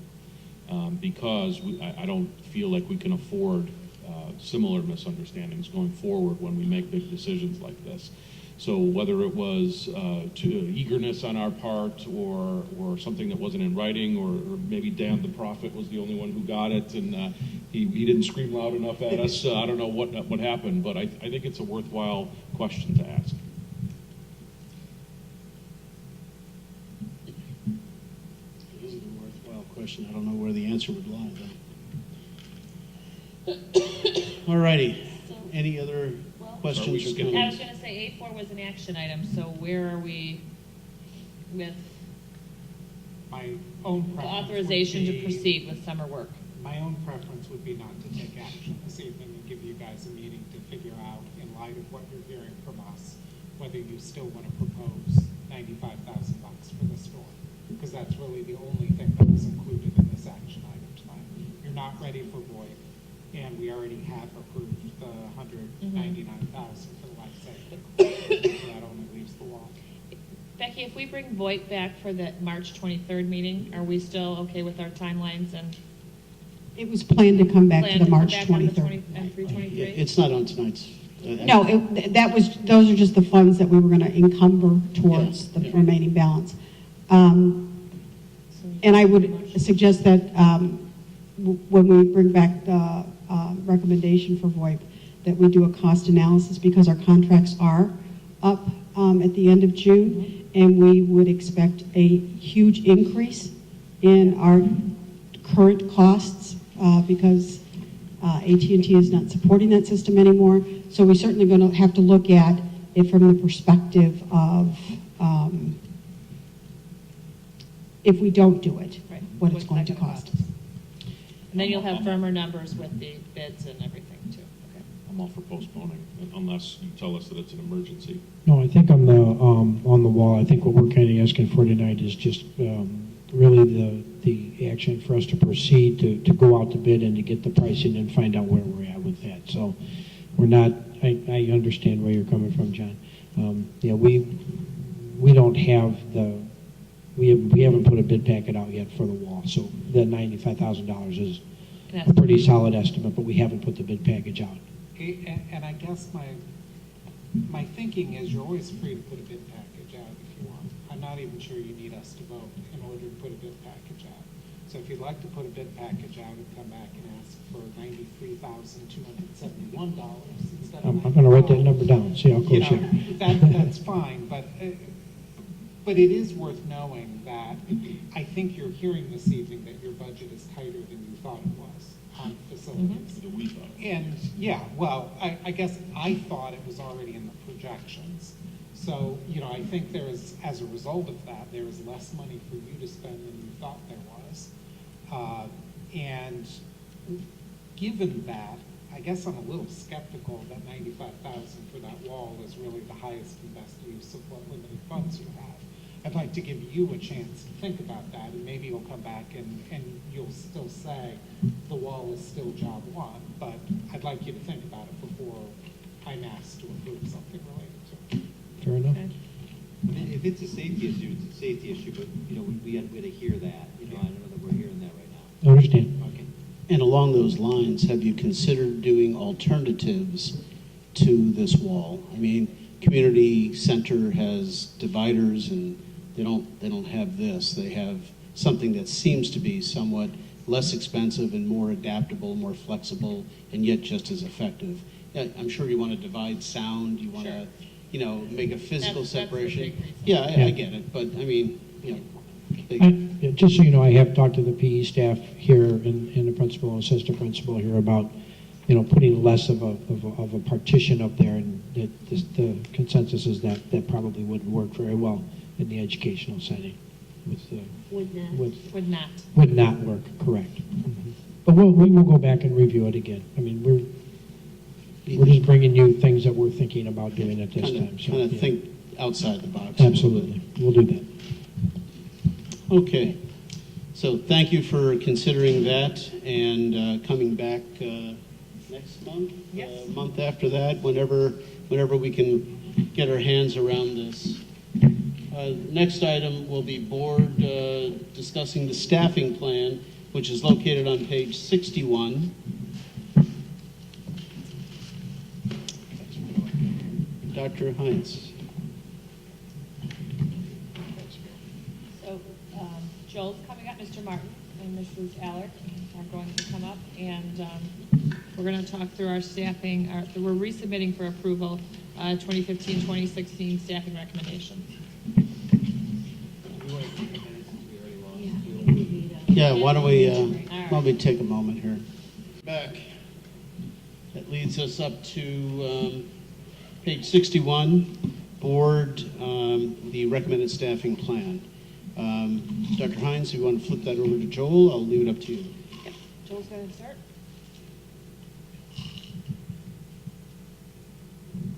Tic Tac, anyone? You want to Tic Tac? Hello? Now you're on. It's supposed to be green, sorry. I was waiting for the green light, couldn't figure out why it wouldn't work. Good evening. Good to see everybody again. We resubmitted the staffing proposal that was presented at the board meeting, was that the 9th? And I believe that we've also given some additional information for the board regarding the district technology position. A little more background to why we think that position is needed. Just to review that we're looking based on enrollment, a reduction of 3 teachers based on enrollment, 3 FTE. We would be looking at adding an English language learning teacher. We have the 2 special ed positions that we're looking at eliminating, and then adding the district technologist for the next year, which would be a staffing of 0 with the bubbles or the contingencies at the 7, where we currently are with 2.5 for the specials.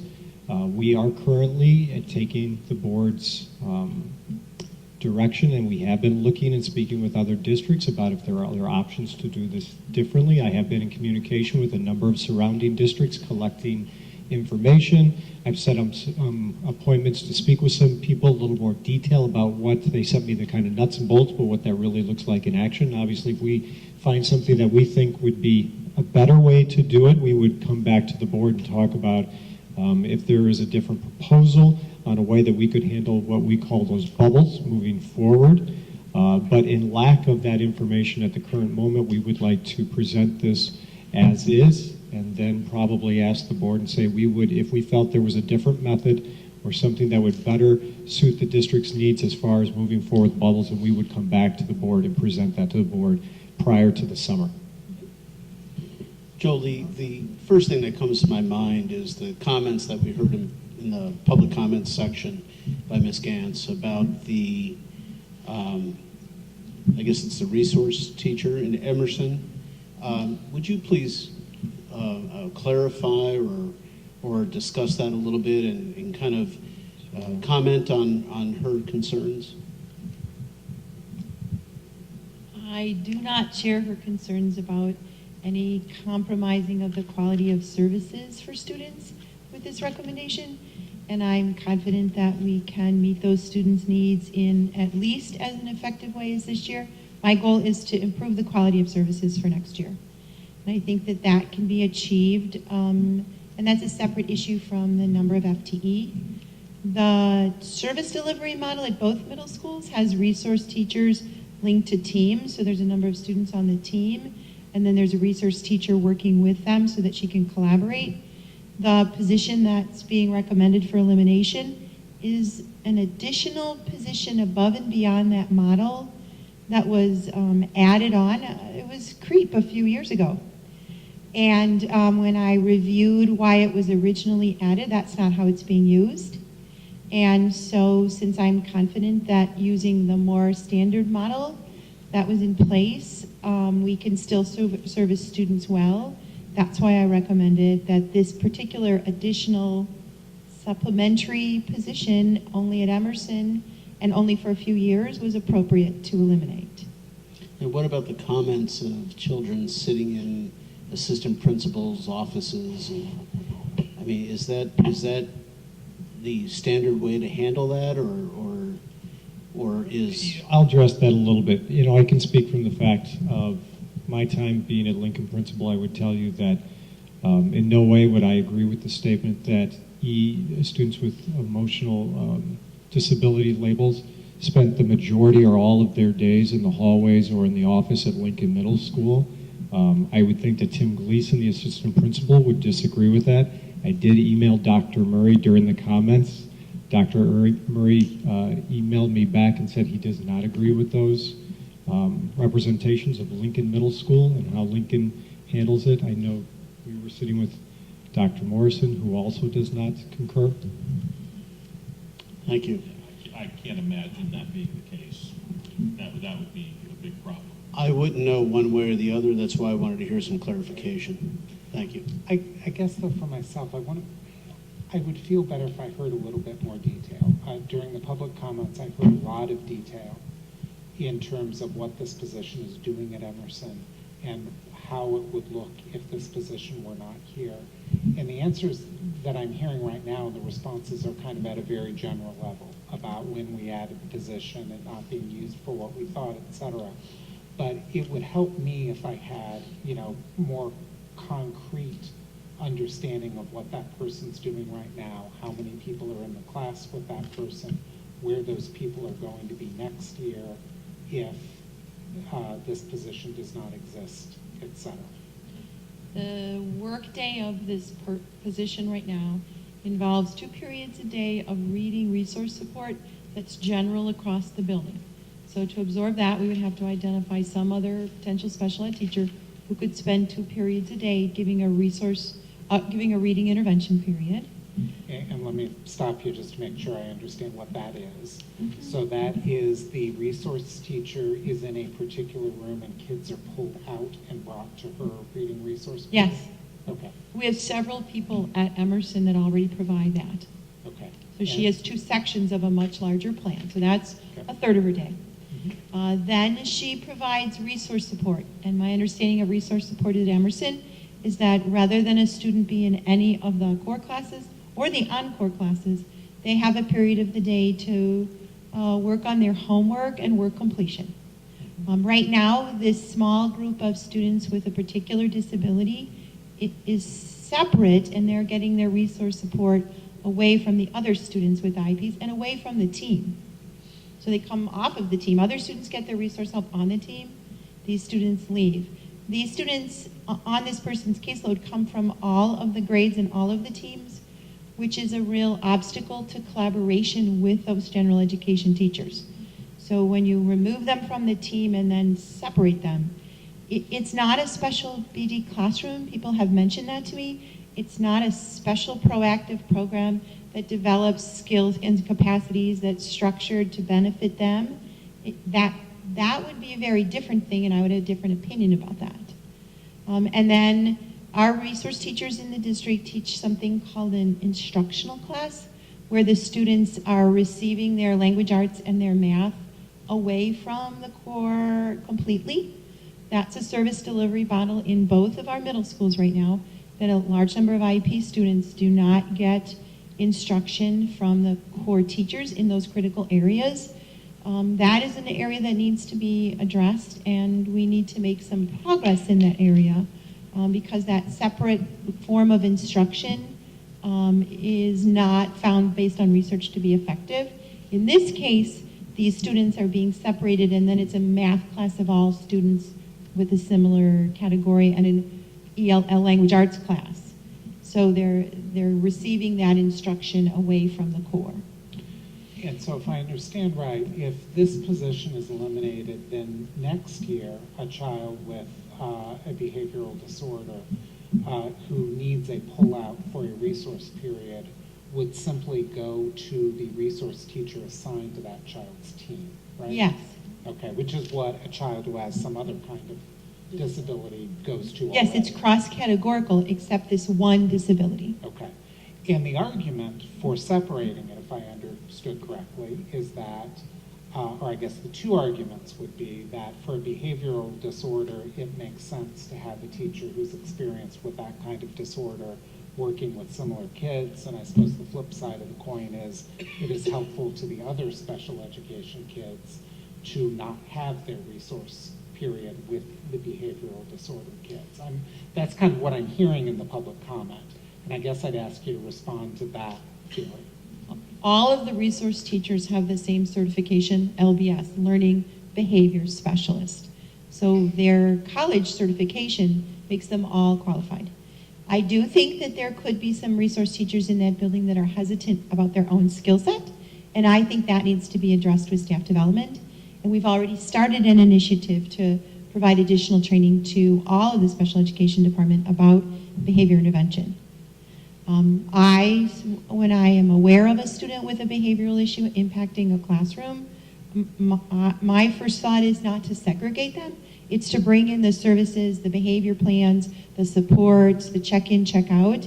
I think that's a student we're underserving, and we need to be there to provide additional support, not just find another place where their impact won't be felt.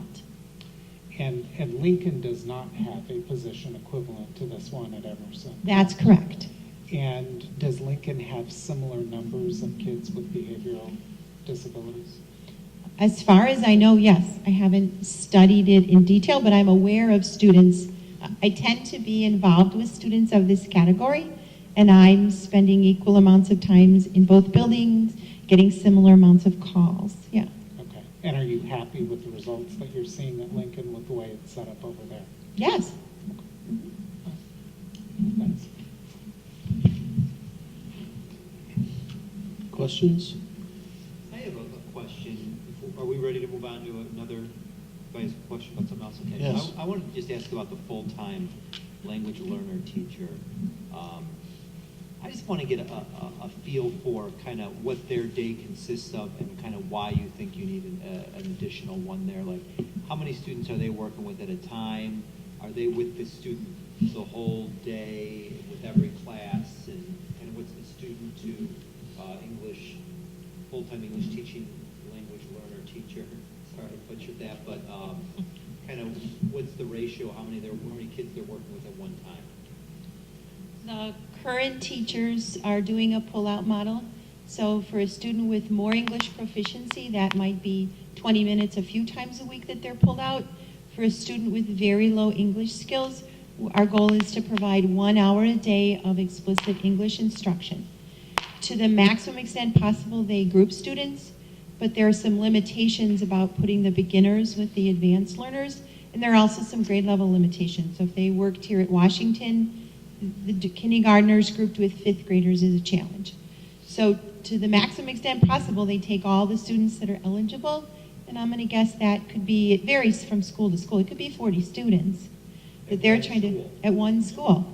And they're trying to take all 40 students in all 6 elementary grades with English ability from the very beginning level to the nearly ready to graduate, and build a complex schedule. I can take these three. They're also trying to build around the core classroom. So I can take these two out of second grade, but this is when they have math, I can't do that.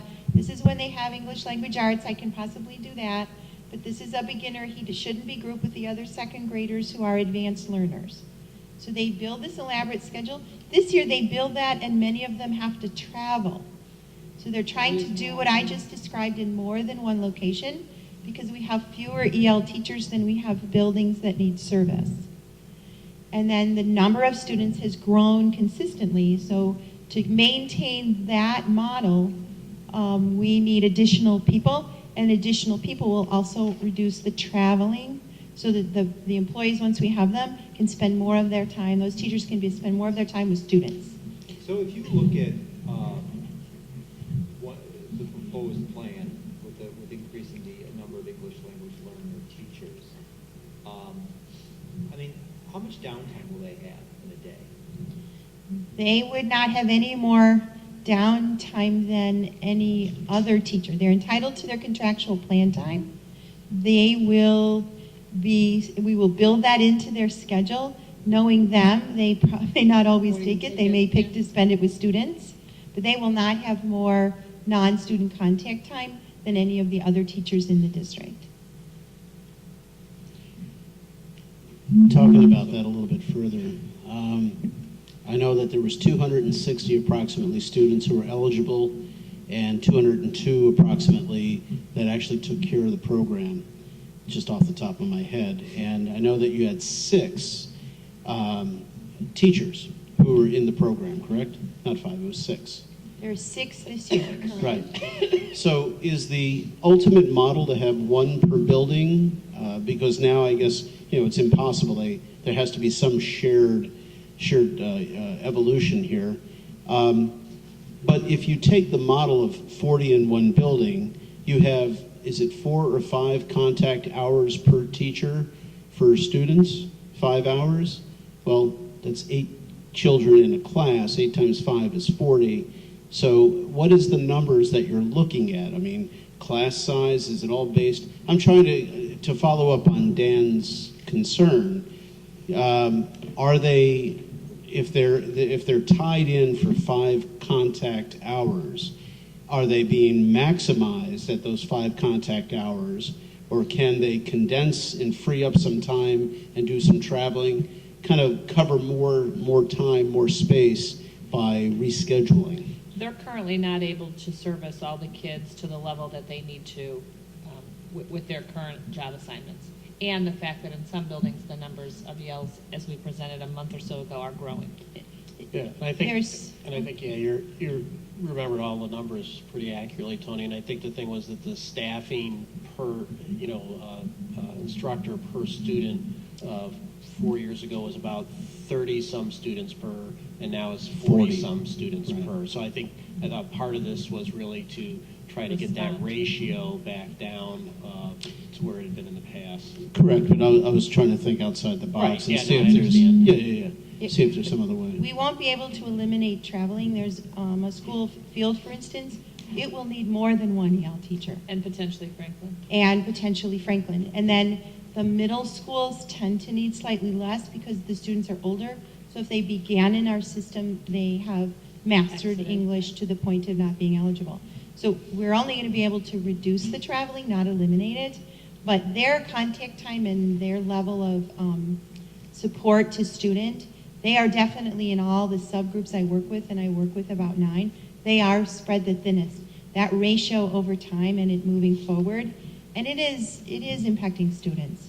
Their ability to learn English and then succeed in our curriculum is limited by the fact that they don't have as much teacher time as we would consider best practice. Okay. Further comments by the board? I have one final comment.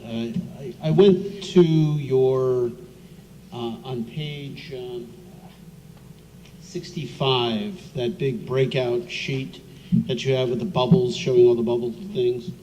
And I did some math, and I added up, in any possible bubble, I simply expanded out and I added everything up.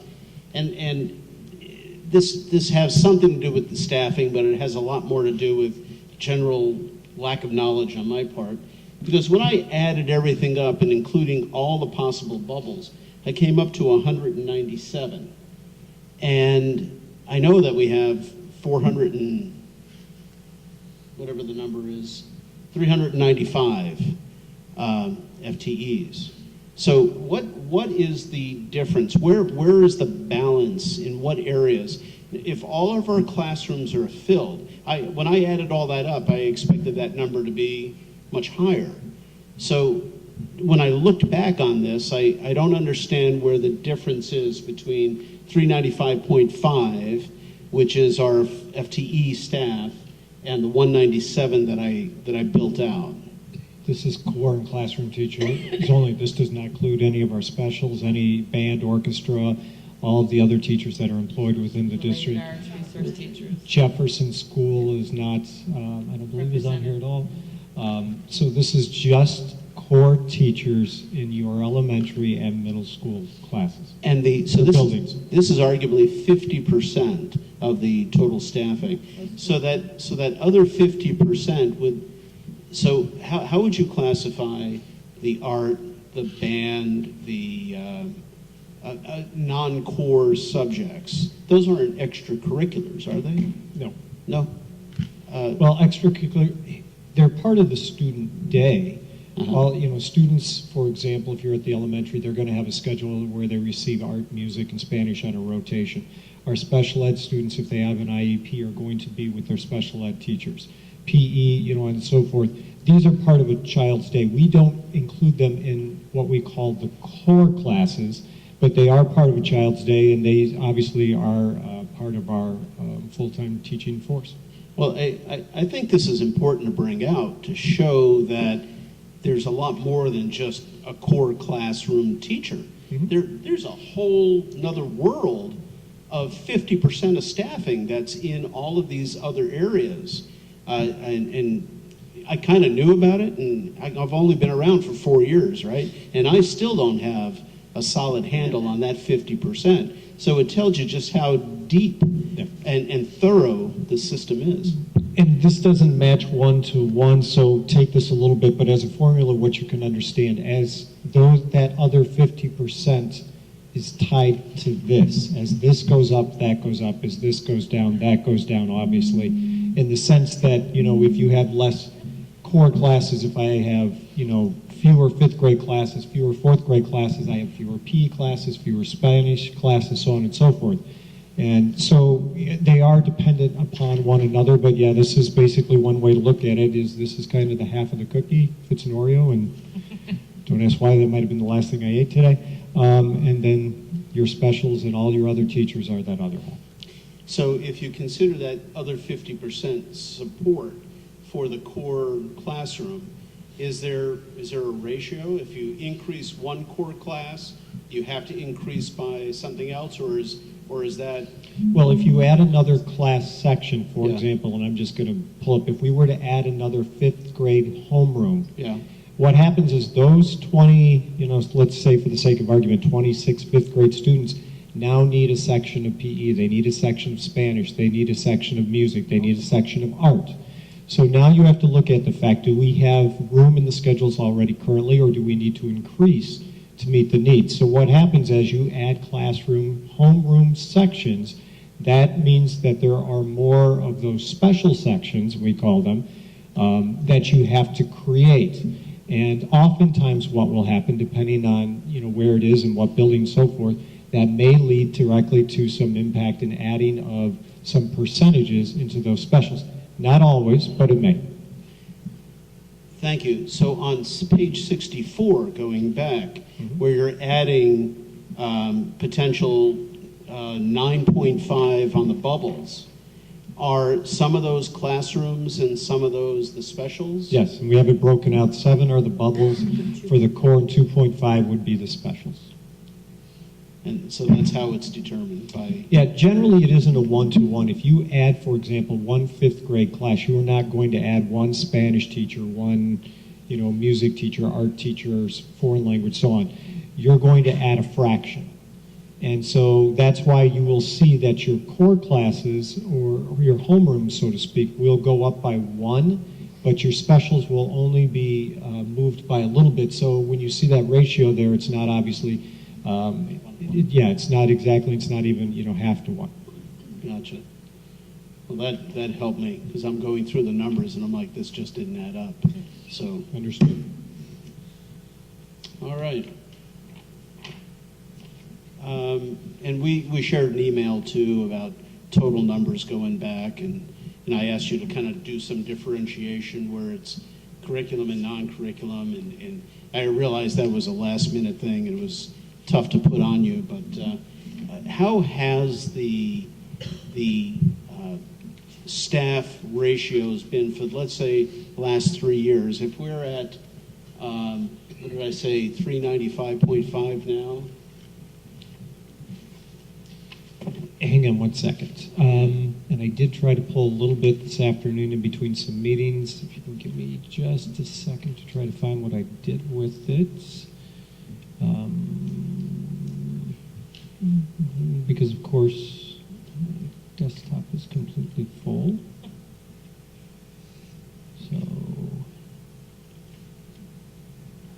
So if you recall, I went back to the report that we presented to the Board of Education back in September of this beginning of this school year and looked at the numbers, because I apologize, but I didn't have the time to go back through and pull the numbers off the charts that I keep. And what we have is we're up 1.8 teacher from last year, FTE. You can equate that directly, and I'm going to use this, and quite honestly, you could pull other things because it just depends on what you want to say is the one, but I look at the ones we added last, and that's what I looked at. What did we add last? We added a second grade class at Franklin, and we added a half a kindergarten at Franklin back in August, which directly impacted. And so you see that 1.8 we added, and that tripped a little bit of some specials along, and that isn't all of it there, but a little bit. So we are up 1.8 FTE from the previous school year. If you go back the year before, we were up on paper. We said 9.57, but before everybody starts to really give me the look, 4.5 of those are incorporated in a number of our school psychologists who joined the union this past year. So that takes into account that number, because they were, while they've been staff, they were never counted into that group that we use, so we put them in. We also, because of the size of the enrollment that was moving into Emerson, we added 2 teachers outside of bubbles. That we said at the beginning, we will need 2 additional teachers because of the enrollment that is moving into Emerson. So that moved us up to our 6.5, and I'm off somewhere a little bit, but then we added, based on enrollment, basically just a little bit short of 2 teachers because of bubbles. Now, where this gets a little misleading, from my perspective, is each year that doesn't mean we had roughly 2 bubbles burst. We actually had a lot more bubbles burst, but we riffed approximately 6 teachers. So we ended up hiring those teachers back, then we had some additional. But, so if you look over the course of the last 2 years, we've been up roughly a little bit less than 4 FTE, based in total of, just because of bubbles. If you add in all the other things that I just talked about, well, then we're obviously up to about roughly a little over 11 over the past 2 years. But again, if you break out what that is based on enrollment bubbles that have increased and based on the other things that we have added, you will see where that really kind of, and I think that's your point, Tony, of looking at what the breakout actually is. I was, yes. However, I kind of knew that, but I also know that enrollment has declined, correct? No, for the last 2 years, I believe it's gone up. I thought last year it declined. So we were up by 64 students, if I'm not mistaken. And I didn't have that data handy. Okay, now it's somebody else's turn to look up.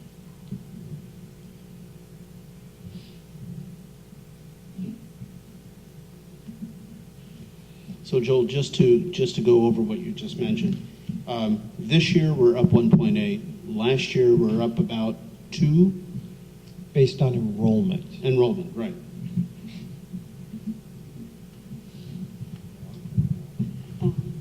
We're on.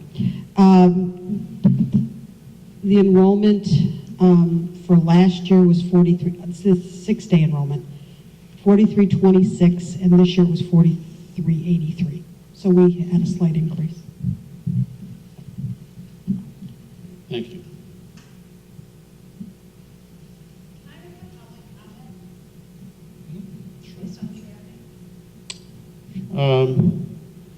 Sure. Yeah. Come on up. Agenda item.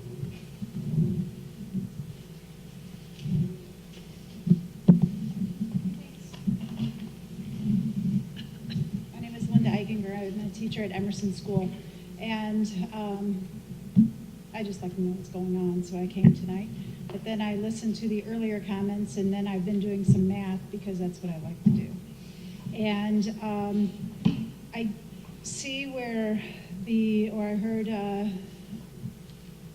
Ms. Boyd say that the numbers are changing to make it more like what Lincoln has, which would be 1 special ed or resource teacher per team, to make Lincoln and Emerson the same. That would mean 2 in 6th grade, 2 in 7th grade, and 2 in 8th grade. However, next year's numbers, Emerson's going to have, according to these numbers, 141 more students. Based on that ratio, we should in fact have 1 more resource teacher, whether they are considered the LD, BD, whatever D they are.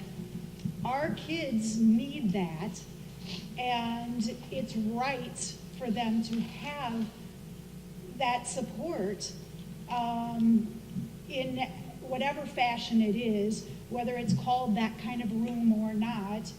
The numbers say that those kids deserve that, and they have a right to that, and our building and that building don't need to be the same because our numbers aren't the same. We're not the same. We have special kids, and they deserve it. And 141 of them is not a bubble. That's a lot of kids.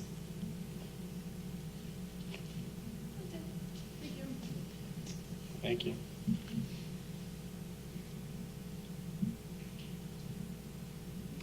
Any other further comments on the staffing plan? Well, let me just follow up and comment with a question. The comment related to the number of students we would have at Emerson or Lincoln.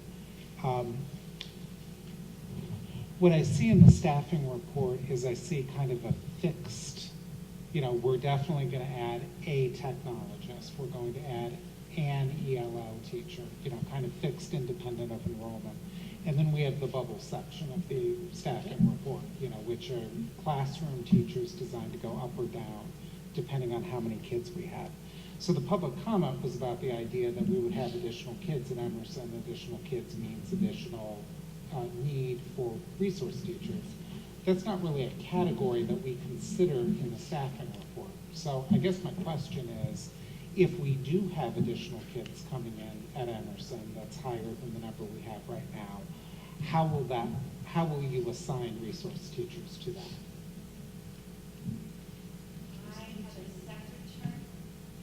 So while you're tracking general enrollment, I'm tracking IEP numbers. And it just so happens I received an email from a teacher at Emerson today confirming the fact that the number of 6th graders with IEPs they're anticipating is going to go down for next year. So I feel like in the same way that I've been tracking the EL need, and it was my responsibility to come forward when I thought there was a need that exceeded our current staffing pattern with that subgroup, that's what I did. When I track the IEP numbers at Emerson, I don't see that same bubble that would take a resource teacher above her capacity.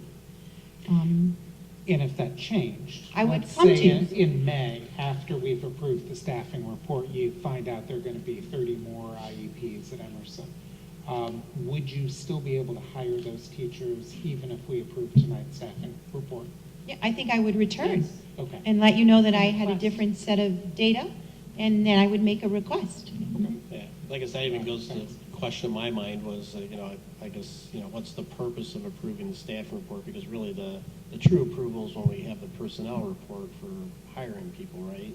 So could you just explain to me, I guess, why do we have a motion to approve this? Is this so that you can post jobs, or?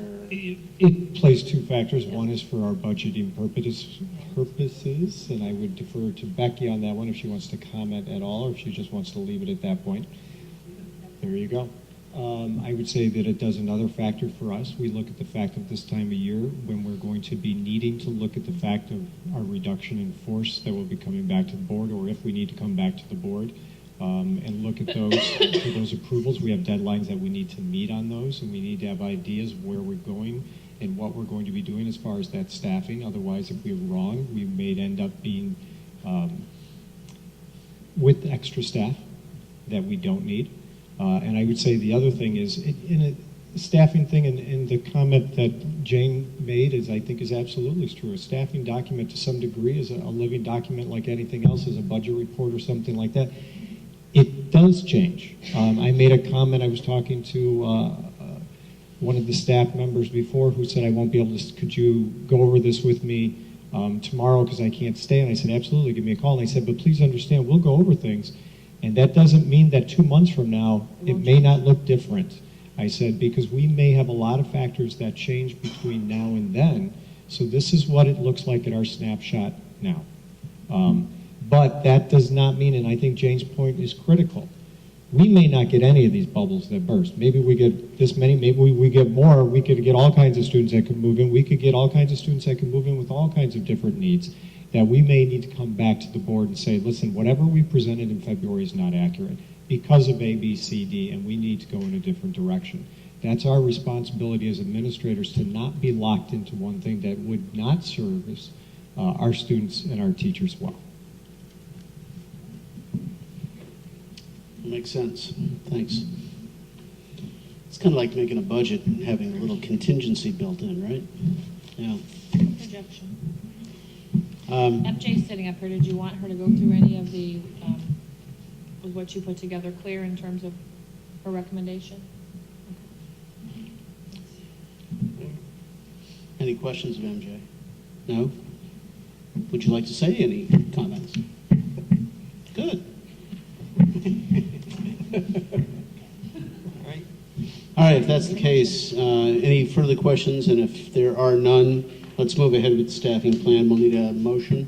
I move that the Board of Education of Community Consolidated School District 64, Park Ridge-Niles, Illinois, approve the 2015-16 staffing report as presented. Second. And why don't we start on Dan's side? Yes. Aye. Aye. You know, I still don't have a good handle on this bubble stuff, and until we have a better idea on the bubble stuff and a better plan going forward, I'm going to say no. Aye. Aye. Yes. Okay. Next item on the agenda is a report on February 6th, Institute Day. Dr. Lopez is found on page 66.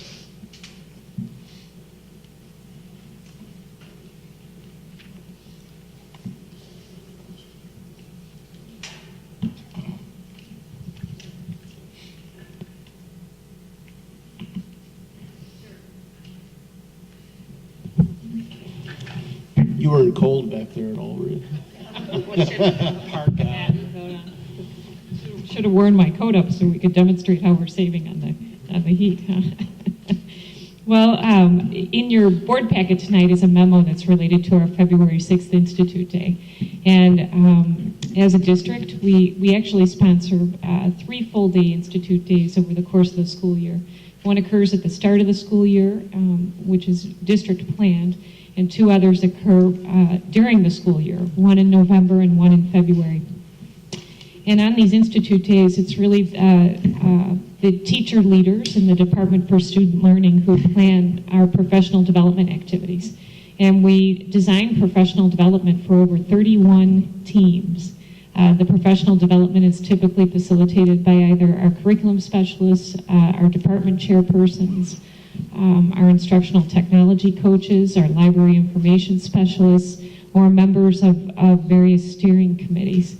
In addition to that, when needed, we often hire outside consultants to provide assistance and education for staff related to specific topics.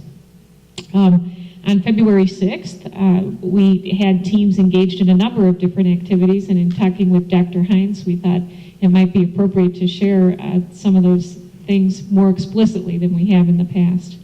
At K-5, our grade level teachers and our literacy teachers participated in a half-day session related to best practices in writing instruction. And this is related to our ongoing implementation of the Common Core standards in the area of English language arts. We did hire a consultant from the Developmental Studies Center who worked with the teachers to reflect on the implementation of our current K-5 writing curriculum and the expansion of activities to support student inquiry and student mastery of the writing standards connected to the Common Core. Our 3rd through 5th grade teams also participated in a half-day session in writing, and we provided all K-5 teachers with some menu choices in the afternoon. I think some of the most significant things that our 3rd through 5th grade teachers participated in were connected to our goals in the area of growth in mathematics. So over the course of this spring, following our winter map testing, we have had teams who have dedicated team time to exploring their map data and to looking at individual student growth and to designing differentiated instruction. We had teams who worked together in sort of a data protocol format at our Institute Day to review their data and do some instructional design.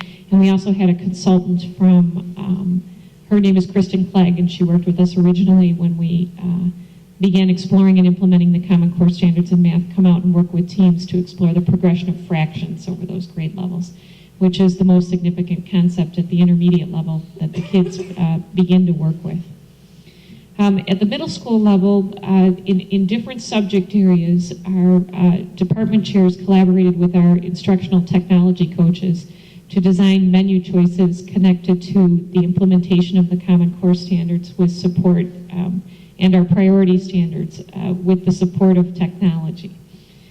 So we looked at designing multimedia presentations to share student learning, using technology to support formative assessment, which as you know is one of the strategies that we're focusing on this year, continuing to focus on 21st century classroom management, looking at data analysis in both science and math, and really more specifically looking at the use of technology in the mathematics classroom. We also had a consultant come out from Glencoe McGraw-Hill to support our middle school math teachers with just really becoming more fluent with the teacher management tools and differentiated lessons that are available through our new math program. Our middle school encore teachers and other elective teachers typically do things that are grounded in best practice for their subject area. Some of those highlights include our art team traveling down to the Little Street Art Center. They were doing some work with mark making. Our PE team actually met with a consultant from an organization called Spark, and they are focusing on integrating more moderate to vigorous physical activity into the PE curriculum. So, and then our music teachers worked with 2 consultants to target their use of iPad apps in the music classroom, which is really an expanded area for the music department, and also in working with an explicit teaching strategy that we use currently in our music program. And then Mrs. Boyd and Mrs. Frake sponsored a consultant for all members of the Department of Special Education and Pupil Services to focus on supporting students who are unsuccessful with typical behavior interventions. So this is somewhat timely to our conversation earlier today. They looked at how to analyze sort of the goals of student behavior and how to design behavior intervention plans to address sort of more consistent behavior in the classroom that enables students to focus on learning. So following each staff development day, we actually have a staff development committee that's made up of representatives from each building. And the staff development committee administers a survey to all staff, and that survey window is still open, and we use that data to plan for future staff professional development days. It's actually a very reflective process. The staff development committee looks at the data and digests it and makes summary recommendations to all of the presenters who facilitated the staff development day.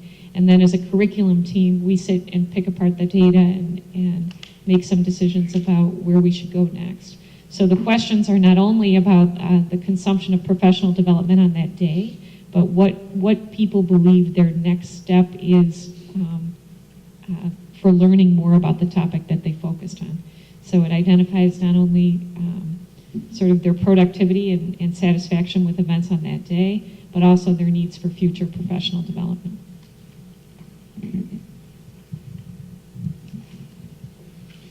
Thank you, Dr. Lopez. I just find the way that you plan professional development on these days in district really impressive, that so many folks are involved in deciding what we can offer across grade levels, across departments to meet the needs of the staff and to meet the needs of the teachers. I know it's very time consuming. The days can be costly to a district because we're paying teachers to come, kids aren't here, but very, very worthwhile, especially because they're teacher driven and need based. And I love the added component of the evaluation where teachers get to weigh in to say it was worthwhile, this is what I would like to do next, or this is what I feel like I need next, and then you use that data to plan the next day. So it's a wonderful process, which is why I really asked her to make sure you as a board understood all that goes in, because sometimes boards, parents see Institute Day, and they don't really understand how important an Institute Day is to helping teachers in a district just continue to grow and have time to get better. Along those lines, and I don't know if this is even legally allowed, can we rename it? Honestly, it sounds silly, but so many parents come to me and they're like, oh, Institute Day, what are they doing, blah, blah, blah. I mean, if they heard it's, teacher training day, it's teacher goes to school day, I don't care whatever name you come up with it, not something so professional as staff development or something. I mean, something where the general community understands what this is. Because I don't know about you guys, but I get a lot of like, what are they even doing there that day? Is that just another day off? And it disrespects the hard work that's put in there, and they just don't appreciate how much. So I just wonder if it can be done. I'm sure they all read about it in my newsletter, though, because I did write about Institute Day and how valuable it is. Anyways, it was just a crazy thought, because I've heard that, and I'm not sure people even understand what it means. Right. That's a good point.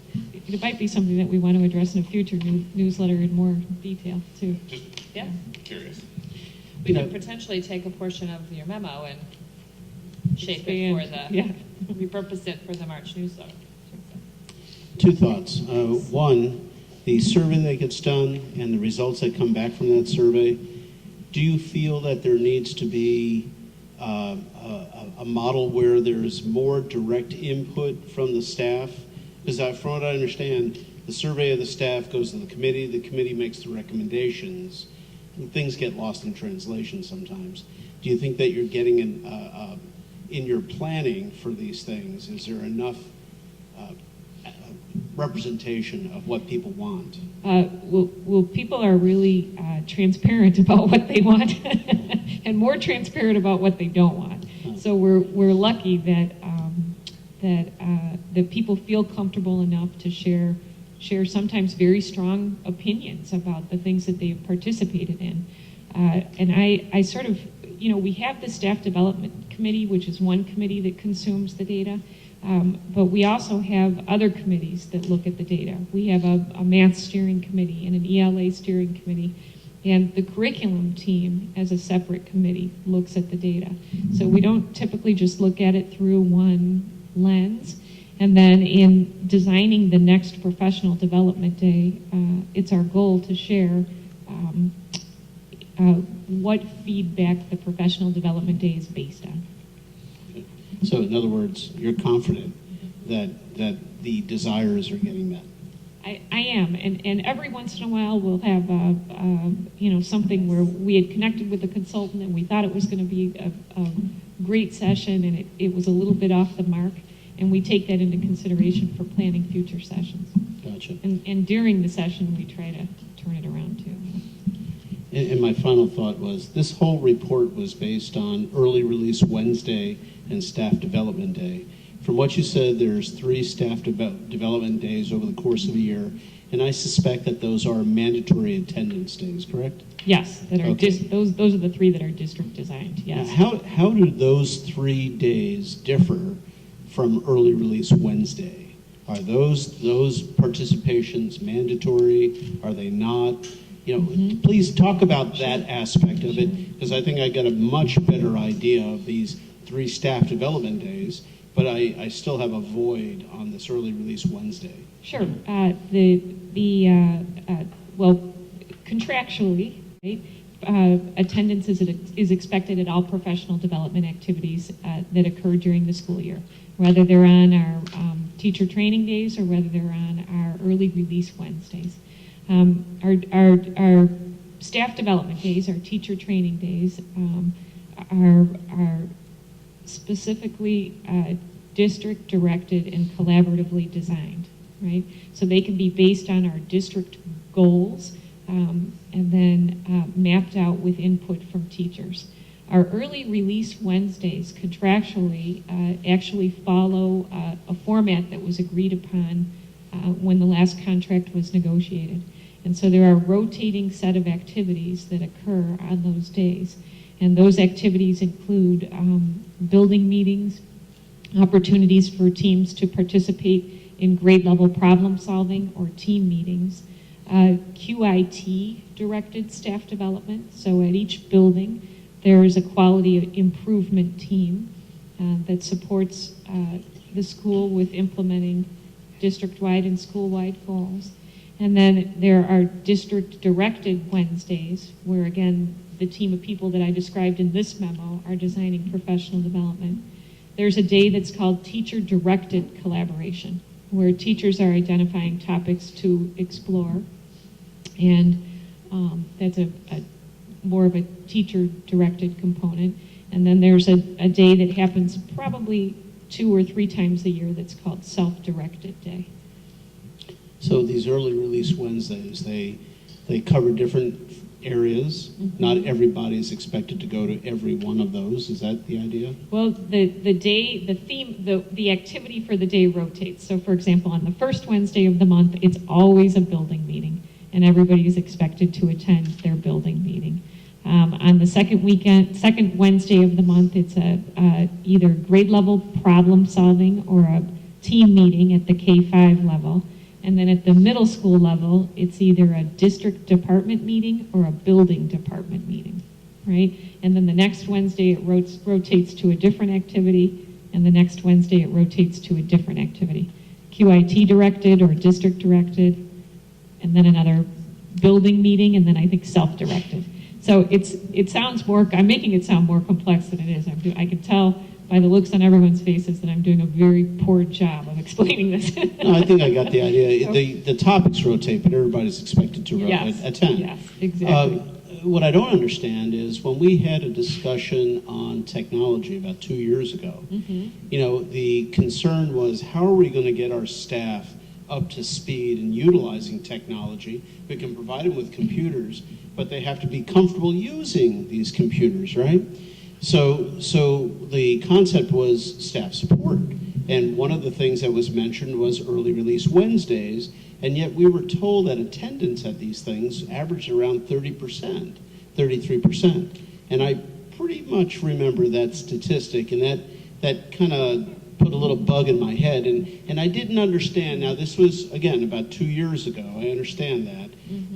But so that model, wherever that number came from and whatever that pertained to, doesn't necessarily hold water today. Is that the idea? Well, in terms of attendance, no, but I wonder if that statistic was related to the amount of time that's available for actual staff development. Because of the rotation. Right, because of the rotation. So there are,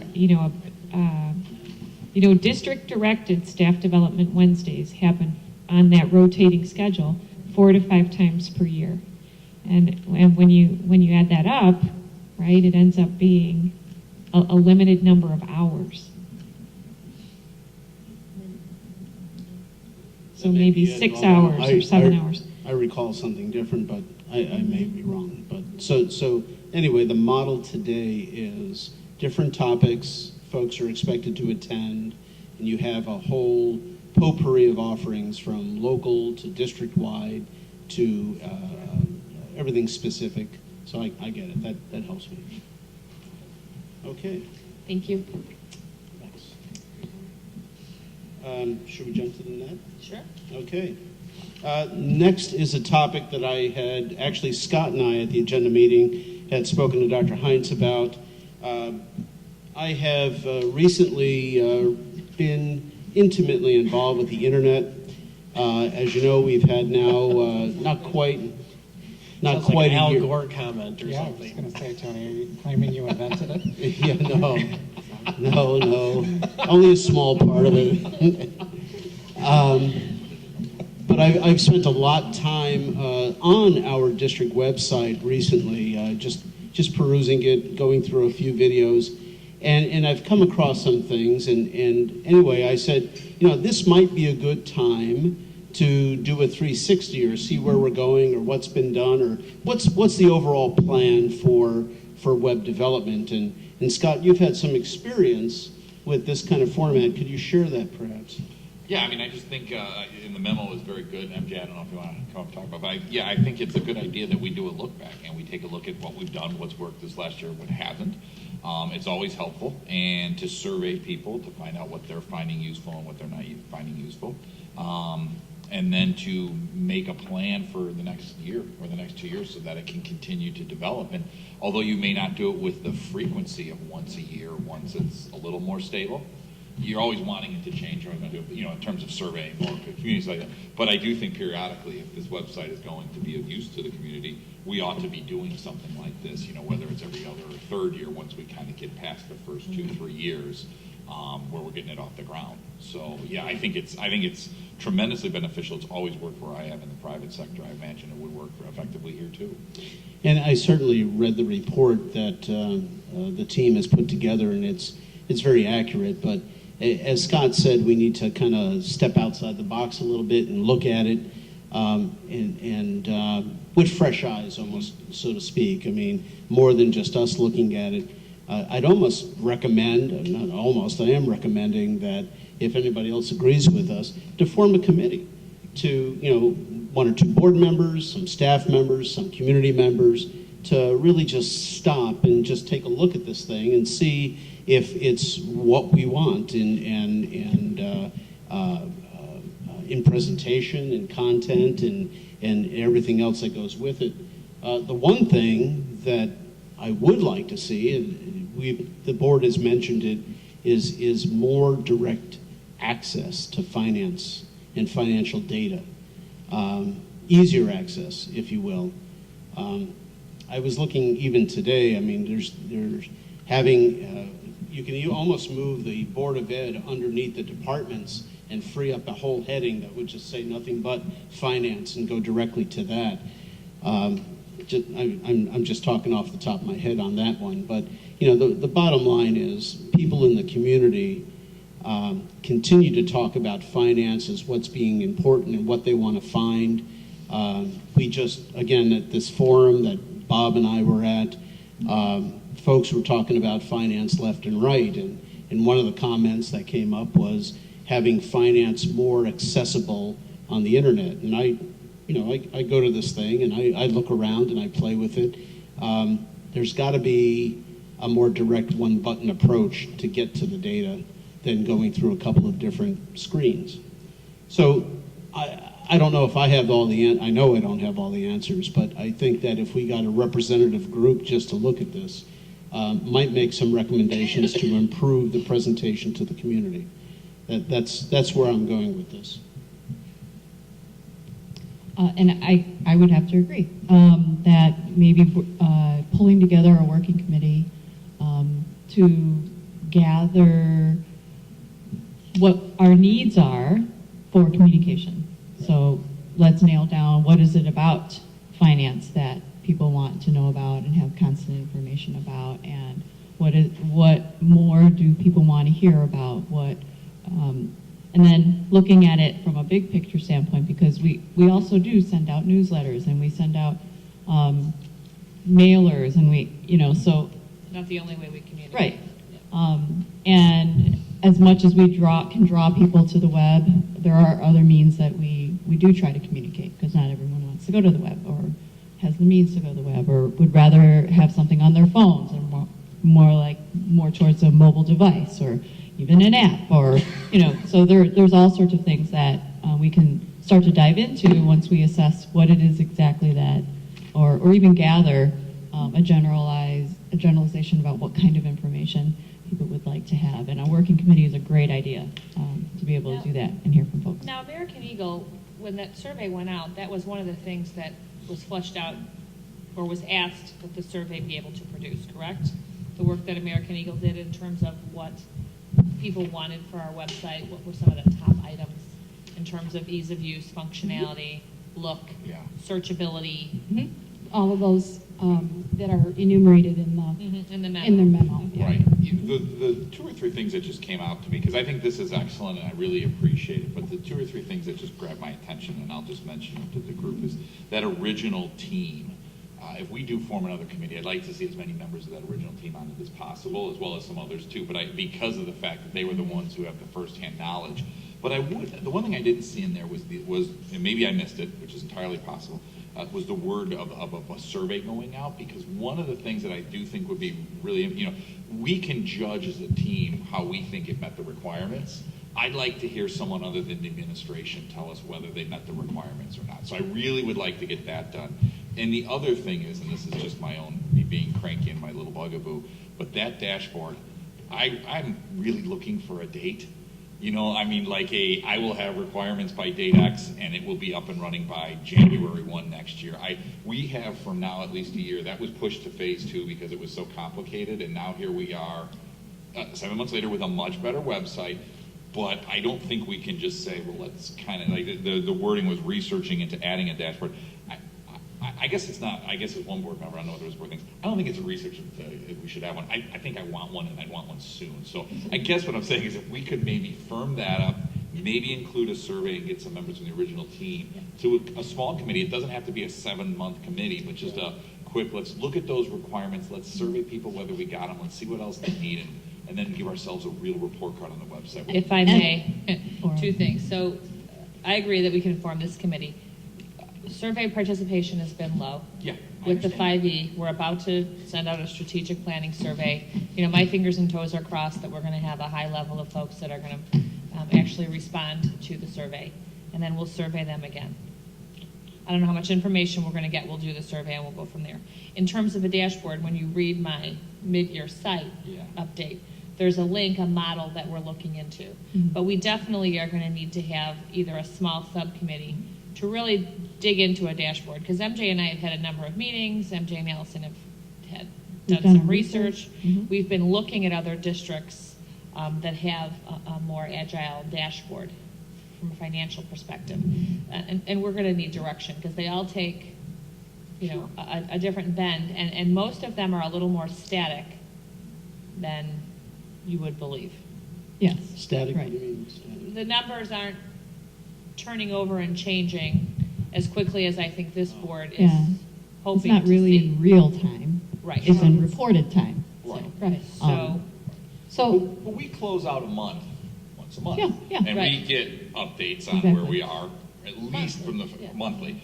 And I don't think anyone on the board is looking for within 5 minutes, but I do think if it was monthly up to date and that financial projection was updated anytime we propose a big capital outlay, I think that would suffice. But I agree with you, you need a committee and everything. But I guess I just would like to say, instead of, researching options, I'd rather say the committee will be formed by June 1st or something. Well, I'd like and to see Scott, some state hard I have to stuff. say, Scott, I share your interest level in this, and Allison and I have been researching and looking into what the possibilities are, and then trying to do the research in terms of our systems integration to that, our current systems, and how well they integrate with these sorts of apps, I call them. I have to be in gratitude that passing the other district technologists allows us much more time and energy and attention that we can give because we've been busy with other sectors, right? So we share the same energy and this, the same interest in that kind of innovation because we do see that it'll provide valuable information for our community. And then with our transition coming up with the new CSBO joining us on July 1st, that is something that I want the new, Luann to be involved in as well. So we're kind of doing some backdoor research right now to see if there's models and what our current system can withstand, or if we're going to have another outside source that can communicate with our system. We've got to figure all that out, and then we've got to talk to Luann in terms of, what is it that she would like to see it do. So it's a process, but. And so once she's come on board in July, I think we'll definitely be giving you more of a detailed timeline about what you can expect to see. But that's definitely on our radar. Our short list, right? Yeah. I guess. As Also, opposed you to- okay with that? I know, this was talked about in June or July. Well, it was talking about before last that. year, Before so, we're talking about. And it was my idea to make it a more, if you remember, a movable dashboard instead of the Yeah, college I think report. all that would be very good, and I'd not thought of the new financial officer coming on board, and that's a great one. That would have answered a lot of questions. The one thing I will say, though, that you guys have an advantage over maybe others who are starting from scratch is thanks to the hard work of, Mr. Collins over here, and then, Becky with the PMA and the graph we all love and all that. You've got a pretty good head start on things that would make us happy to start, and I think the community as well. It's not really about making the board happy, although some of that is because we're the ones making some decisions on the long range stuff, but I do think the community is just chomping at the bit for something simple and easy to find. And so I guess, it sounds to me like it's a high priority, and I anxiously await. And when you dive into the site, you'll see one that we actually all like. Okay, great. So Thank you. You'll see it. When you go into my Eval site that I shared, the Google site, you'll see one of the schools that we like the best. Thank you. I just didn't also want to lose sight of the fact that we produced a brand new publication, a financial report that had never been done before. And while it only exists online, it is 8 pages full of information, and it's presented in a very reader-friendly format. So that's right there, and it's one click away for people to get that information as part of this process of increased transparency and reporting. And then also, this year, we're going to create an annual report. So we'll have, for the first time, what will become an annual report that is also going to have a financial section within it. So we're firing on multiple pistons, I think, in terms of elevating how we report finances and how we're investing money and spending money to help students learn and improve our district. I feel like we have a lot of things happening in a very short time since July. MJ, the current, and again, I'm not a computer expert by any stretch, but the current system that we have, that call it an engine or whatever have you, platform that we use, that's the term, that we use to hold the web data, is that a fixed platform that we have to just follow and we just plug in, or can we move that stuff around? How flexible is that platform for creativity, or are we limited by what we can do with our current platform?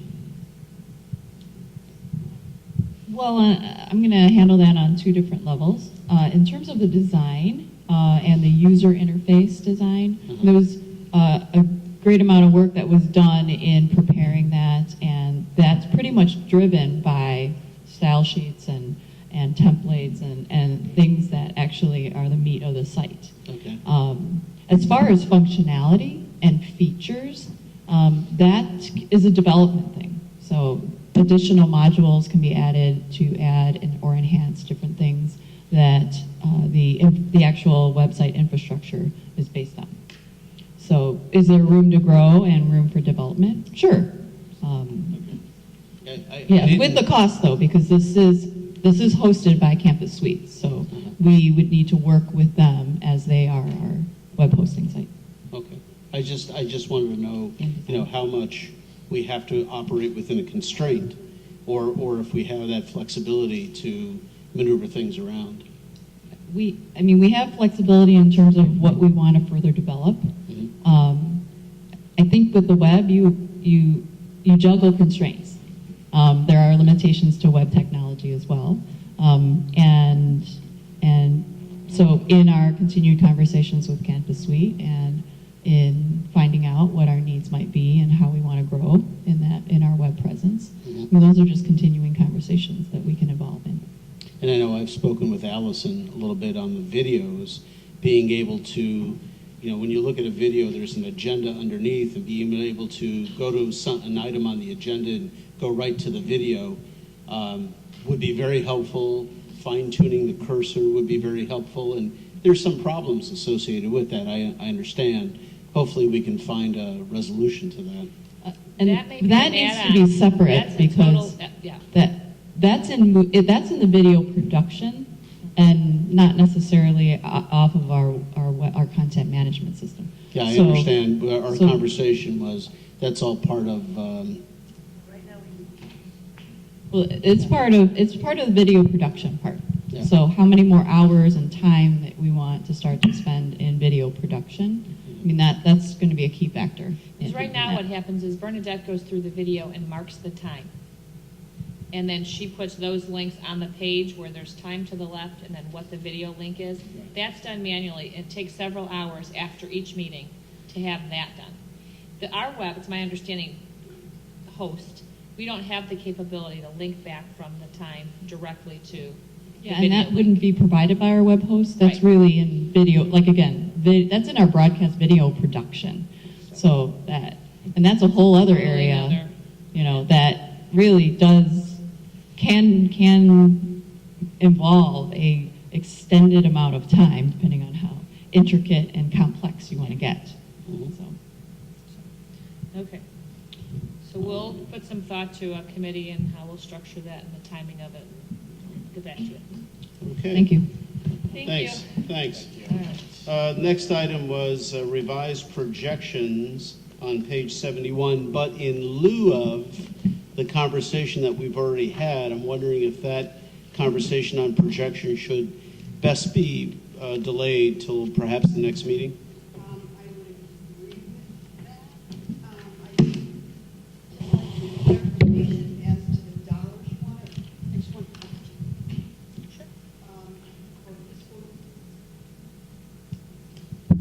For fiscal year 15-16, we will use the bond proceeds and anything left. So we will not be adding anything in, and thereafter, starting with 16-17, adding $1.5 million in per year.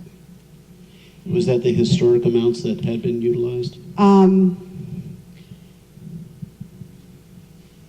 Actually, we have spent much more than that in the last 4 years. Prior to that? Prior to that, there was very little spent. I think we used to carry $500,000 a year.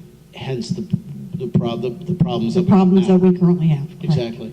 So and I remember at one time in one of the early budget presentations that you gave us perhaps 3-4 years ago, I thought that there was $1 million figure that you had utilized. If you recall, and was that $1 million figure a maintenance figure district-wide, or is that just capital improvements figure? That was just an improvement figure. Right. It's just and then do you still have that $1 million figure in the budget now? No. That's even gone too. Okay. So going back to the consensus goals of the board that said we will continue to use debt service to fund capital projects, I haven't built that into there. So going forward, do you feel the need or a desire to make it as complete as possible? Should we have both of those figures included in there, or will one number suffice for both of those? One number. One number. Right. Okay. All right. I guess I have two reactions to your question, Becky. One is I think I remember a time when $1.5 million was the figure that was being put in, for what that's worth. I'd be comfortable seeing that figure in. But my second reaction is, to some degree, you guys need to tell us what figure needs to belong in there. Obviously, the bigger the number you put in, the worse the projections are going to look. Absolutely. And we obviously want to make it to 2021. We don't want to fall short. So if you put in a high number and you fall short, then know that the first question we're going to ask you is what you can cut. Right. So that you can make it to 2021. So the more cycles of that you can go through yourselves before you show us something, I guess the better. Okay, and so when you realize that the document that's in there right now, we don't make it to 2021. Right. To 20. Right. You know, in this document, whether we make it to 2021 depends really on how you define it. I would say that the document that's in our board packet is probably consistent with having a referendum no earlier than April of 2021. Because if I look at these graphs right here, in 2020, we meet our fund balance goal just barely. In 2021, we're a little short, but we're not going to blow payroll in 2021. And so if you were to schedule a referendum in April of 2021 on these numbers, I would think that would be pretty responsible.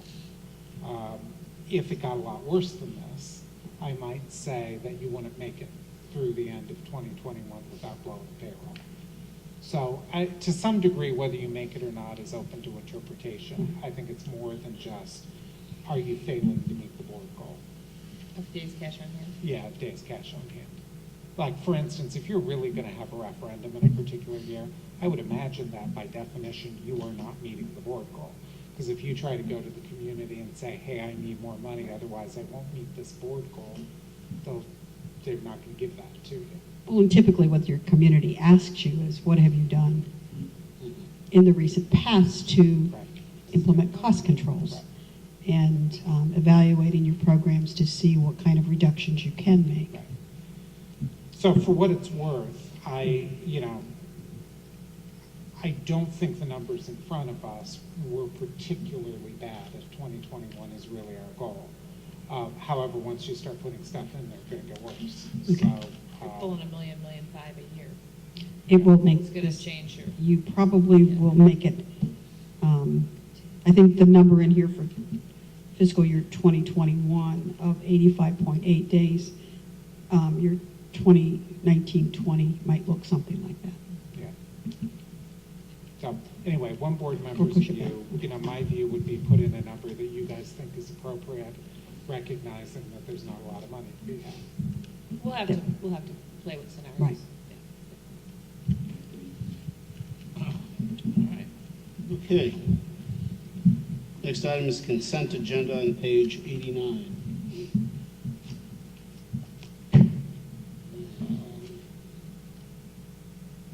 Scroll up to it. All right.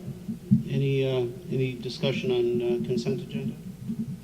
Yeah, I had a couple questions on a couple of expenses things, Becky. Can you just, so there's 3 items on here that have your name as the vendor. So can you just talk about like what that is or how we do the initiating and approving of something like that? 2 of the $99.90 and the $100 fee. $940 and for 13 cents. technology purchase. The district has a longstanding technology loan program that no matter when you borrow the money during the year, it has to be repaid by June 30th.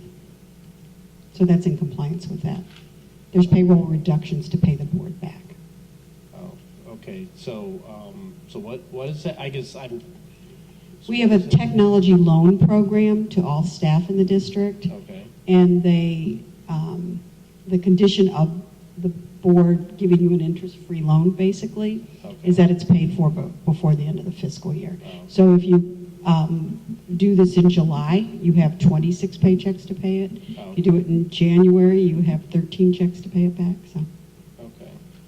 there's probably at least one a month on the board reports. Okay. And the other 2 are international purchases for licenses that we had to do. And our current P-card program doesn't allow international purchases. So I used my personal American Express to be able to purchase the licenses that we needed. But moving forward, Moving forward, we will have one P card in the district that allows international purchases, and it will be out of the business office, so anybody that needs to make that type of purchase has to go through the business office. Okay. And then there was one item, the vendor. My husband doesn't appreciate it when I use my personal credit cards to do this, so. And then there was one item, the vendor was HumanX Ventures, and it said teacher interview certification for $17,000. It was, Dr. Hines, would you like to explain what HumanX is? so that is, I've written about it in my memo. It is the screening training that we're going through in order to find the caliber of candidates that we're looking for in terms of hiring in the future. So that is the fee to get our administrative team trained over multiple sessions. So how to find people, how to interview people? It really is an interview protocol and a screening protocol that ranks and rates folks that you want to move forward into a larger, teacher and community interview. It's going to help us identify high caliber candidates. Is this about kind of asking more productive interview questions and things They like have that protocols to get and a procedures, behavioral-based right. interviewing and stuff like that? There's a point system for how they answer, and then it rates them by category, and then you bring that top tier who scored in a certain range, forward through the process, and those that scored lower, you just pass on them. Okay. So it's going to standardize how we interview across the district, and with some agreed upon criteria in terms of who we bring forward. I do recall, I think, that you had presented on this at some point, probably not the dollar amount, but the fact that you were doing it. Yes. Yeah. That's correct. And then, Becky, in the sort of the executive summary of the financial update, you talk about how salaries are trending almost 4% less, and employee benefits about 4% less than the same period last year. And I'm just curious about that as we talk about our staffing's the same or a little higher than the past. Just, is that just due to vagaries of people at different levels filling posts, or is there anything that we know about that? We're on track in the major categories of administrators, teachers, TAs and secretaries and custodians. The hourly compensation that we pay our employees, either substitute teachers, hourly supervision for teachers. It's those line items that we seem to be a little bit down so far this year, which tells me that the timesheets either aren't coming in on a timely basis, or because we pay them as we receive the timesheets.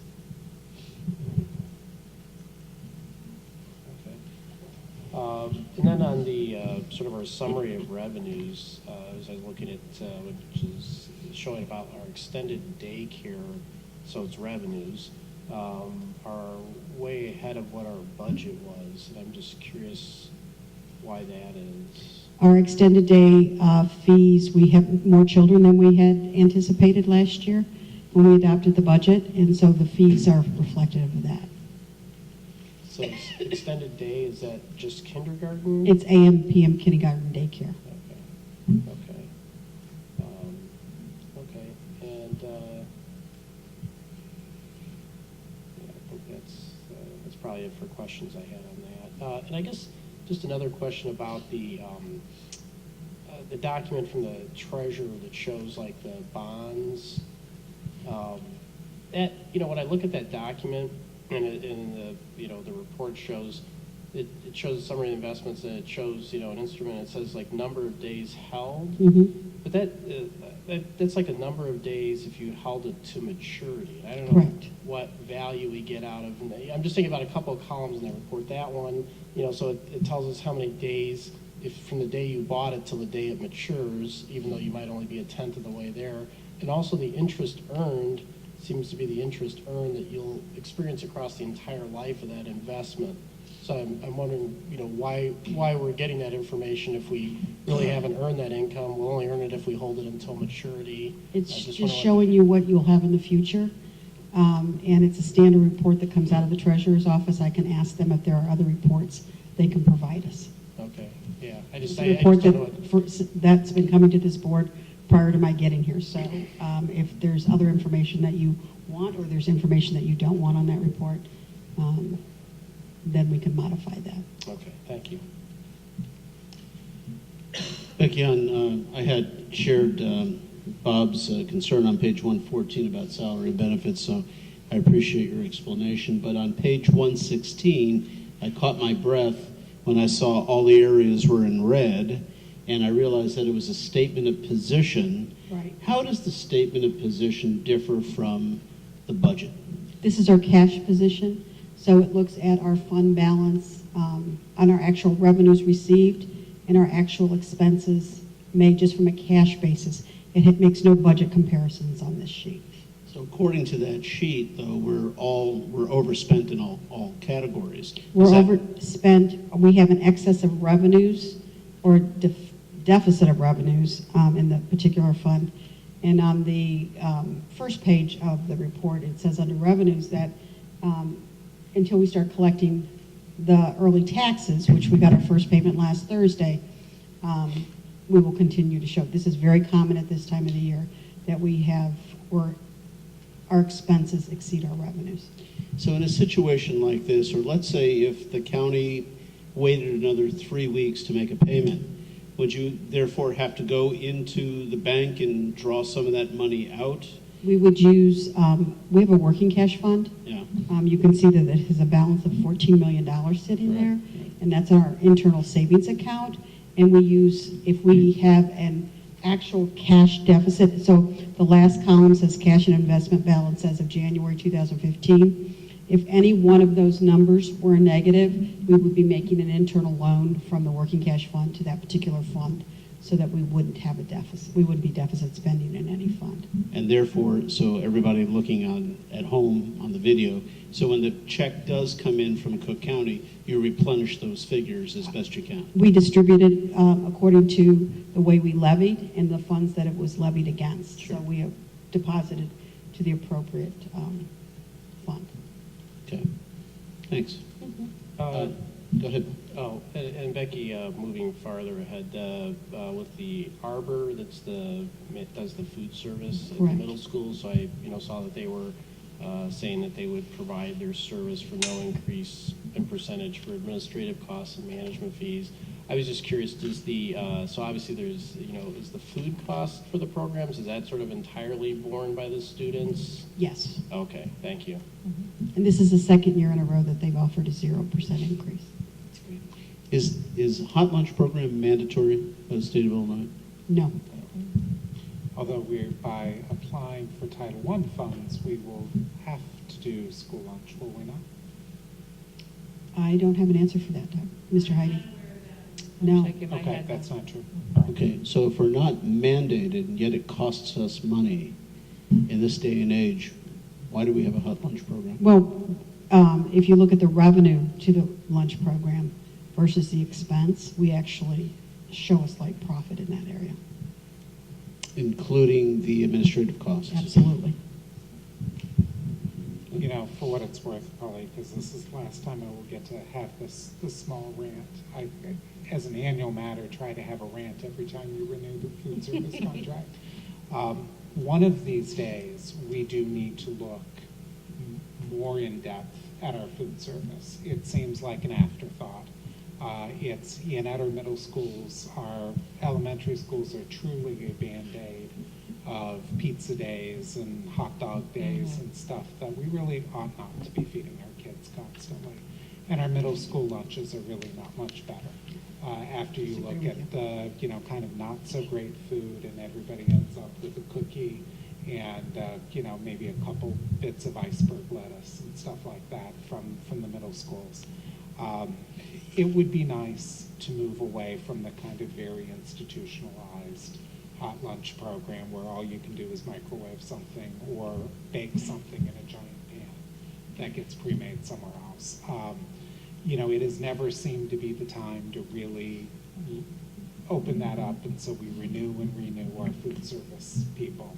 One of these days, I'd like to see the district actually try to do something more interesting with this. Well, I think at the elementary level alone, we have some facility issues that we don't have room to adequately heat food and/or store food at the elementaries.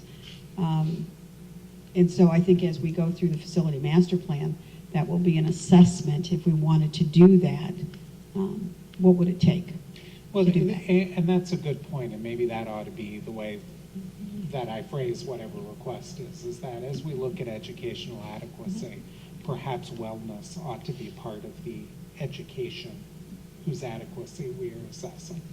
And so, just as we would care in that plan about whether the rooms are configured right for use of Chromebooks, so too we ought to be asking in that plan whether we have enough space in our elementary schools to be doing the kind of thing we ought to be doing with lunch. I think over the last couple of years, the number of elementary hot lunch days has increased dramatically, and therefore the city health department has become involved in it, and it's becoming more and more difficult for them to comply with the health department's request. So I think that's a really good suggestion, Mr. Heidi.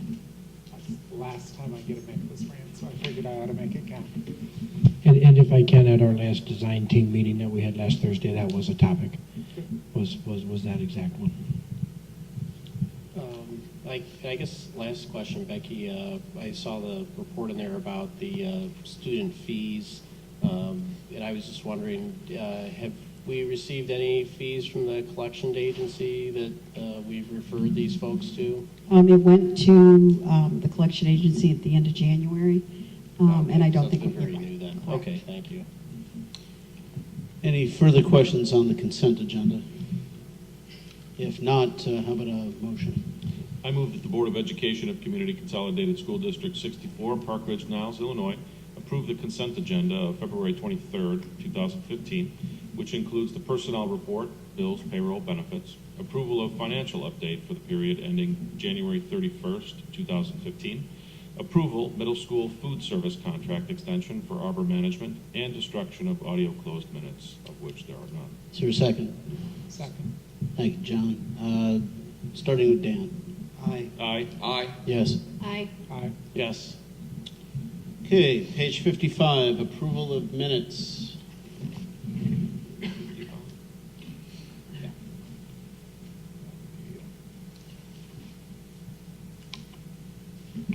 Any corrections, suggestions to the minutes?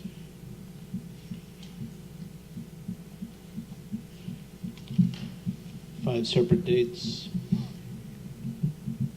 And if everybody feels good with those minutes, do we have a motion?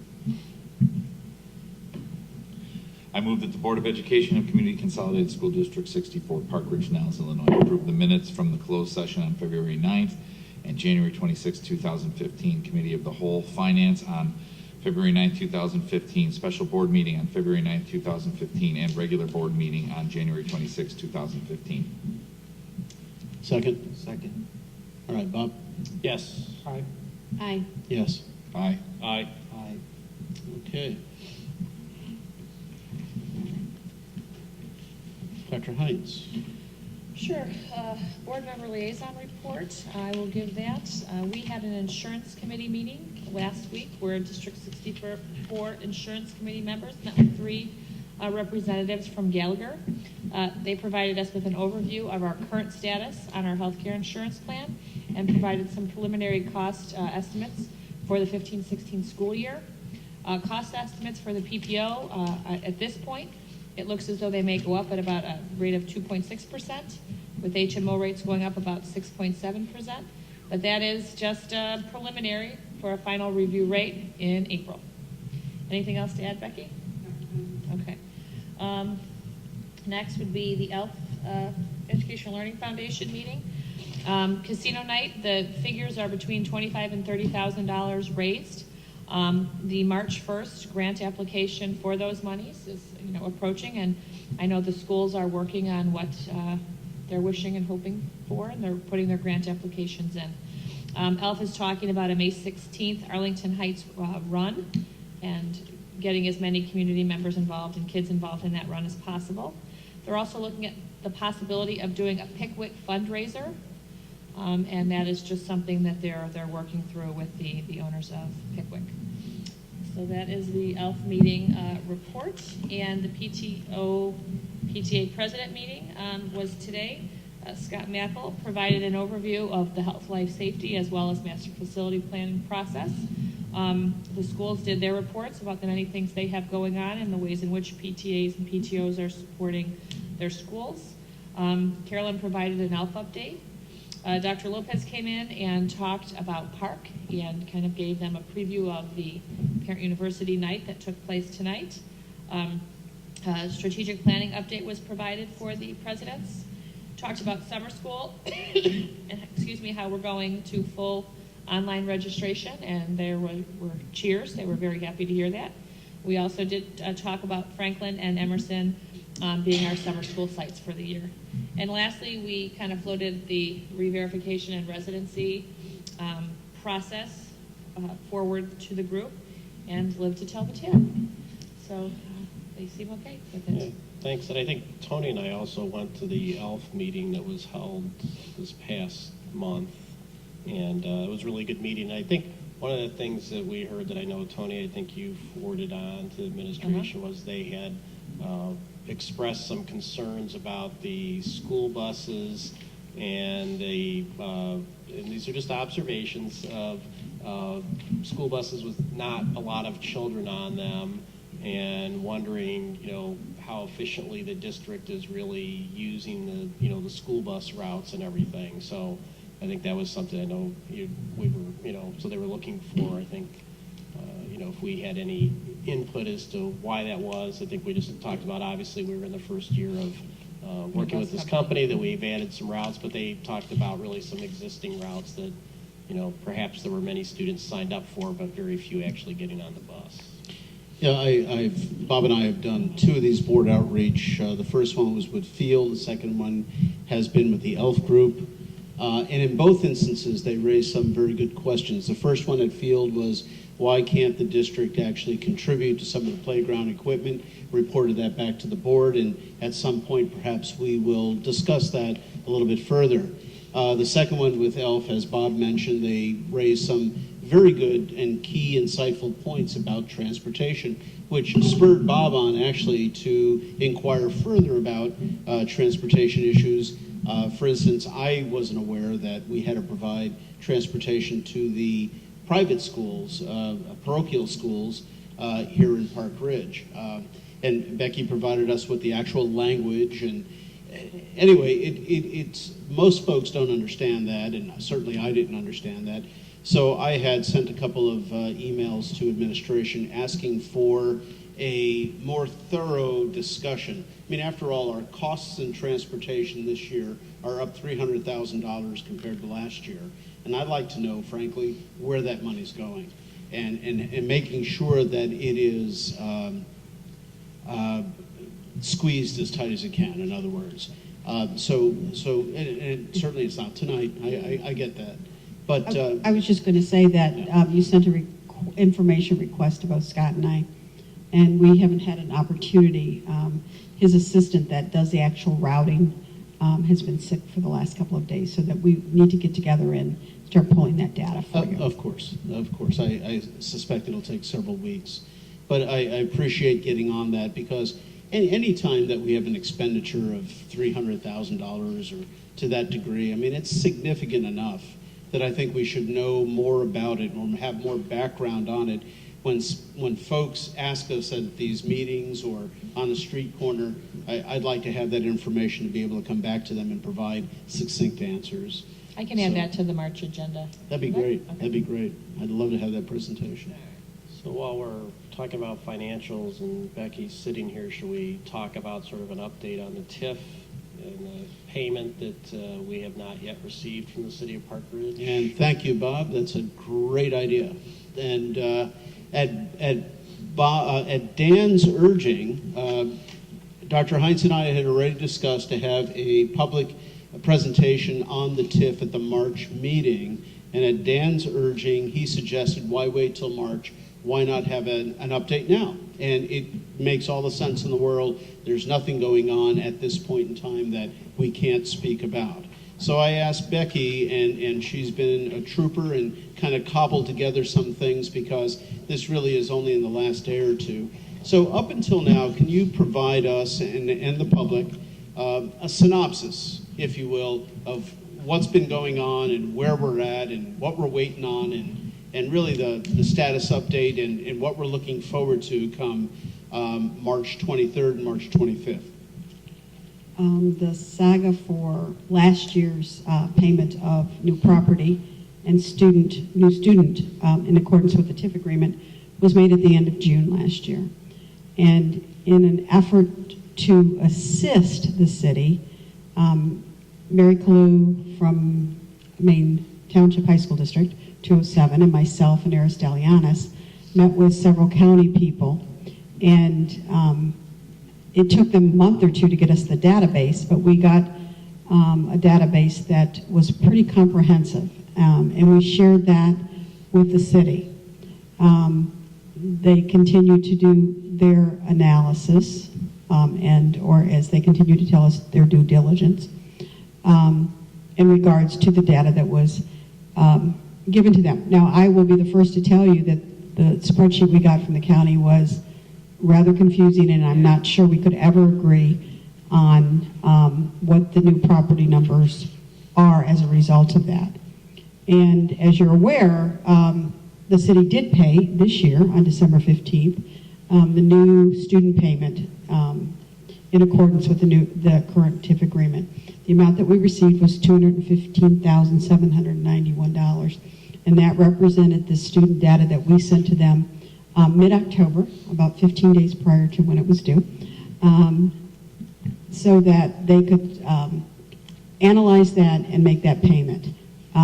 It got to be the week of December 15th and hadn't heard anything from the city, and so that both between Eris and I, talking to both their legal counsel and to the city manager, we convinced them that it was imperative that the district receive at least the new student payment, because they made it very clear that the new property payment probably wouldn't be forthcoming. So on December 28th, or January 28th, Eris Delianis and myself attended the annual joint review board meeting at this in Chamber Council at the City Hall, and it was reported that the financial condition of the TIF improved with the extension of the 2013 tax extension.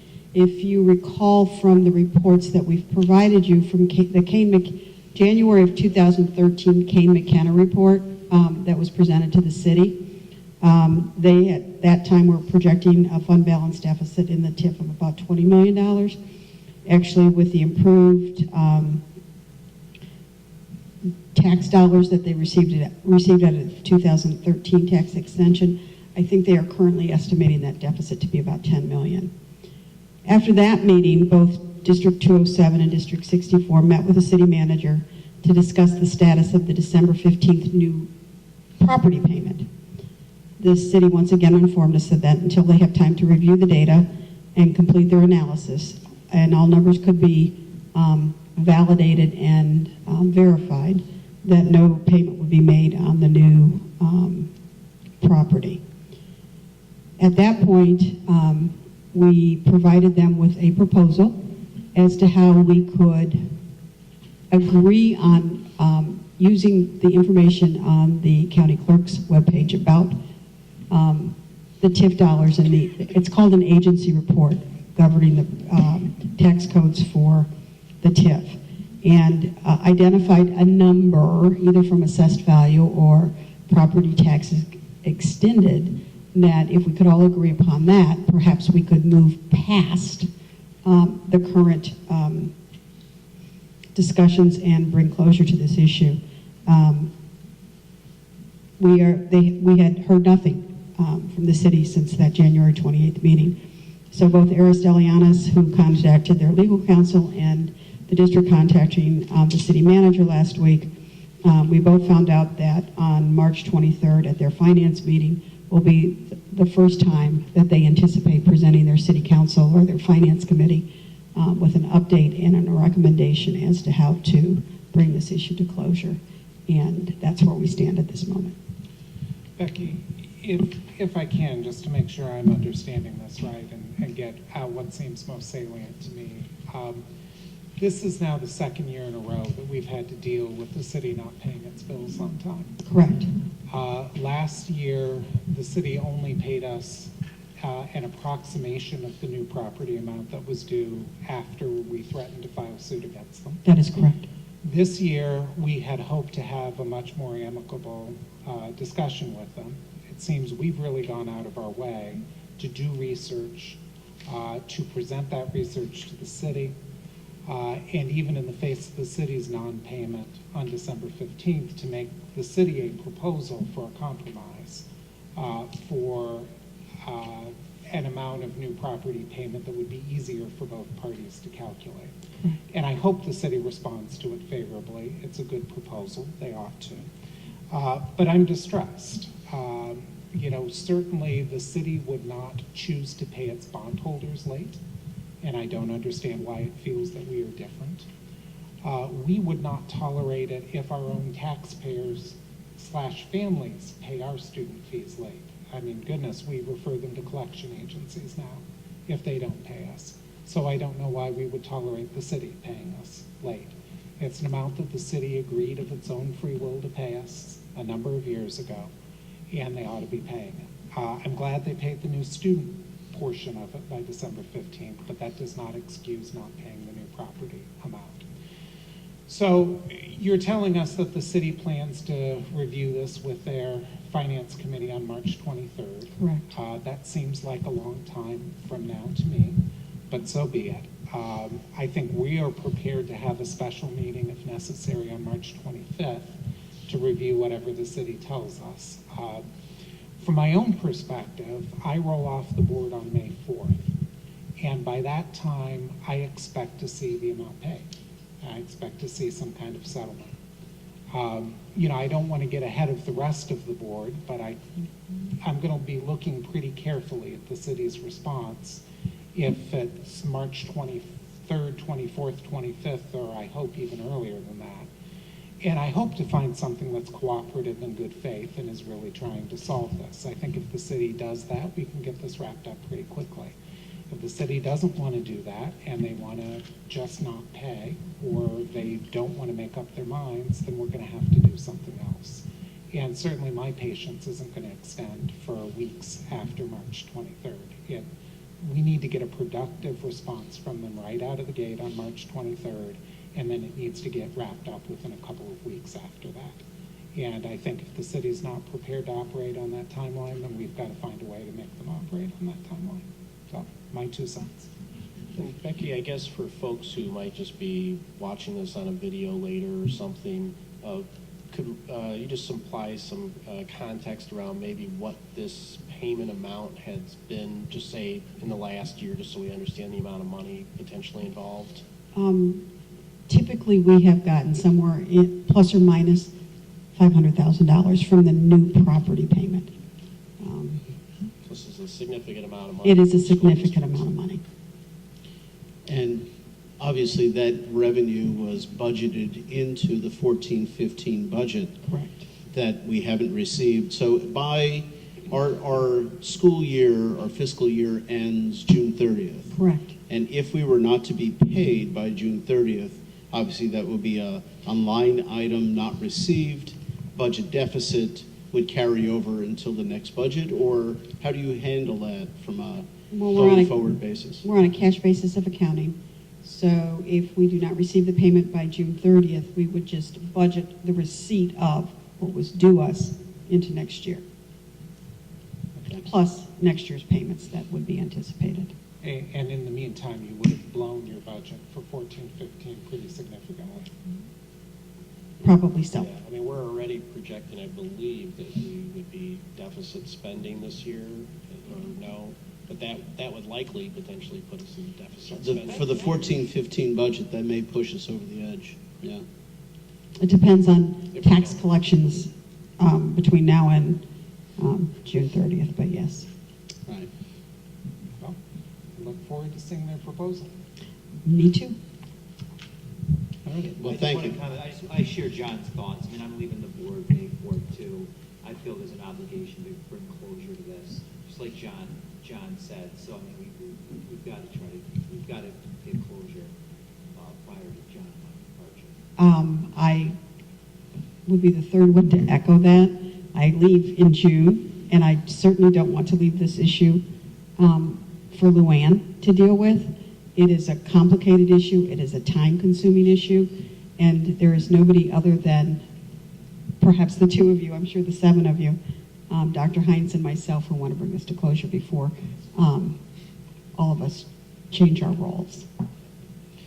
So going forward, we still have to adjudicate the December 15th payment for 2014, but more importantly, we have provided the city with all the data.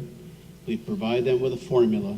We're waiting to hear back from them. And this is now February, 3 months later than it was due, but they've had an entire year before that with data to come to some sort of agreement. And we hadn't heard from them from January. Prior was a good 6-7 months. Is that correct?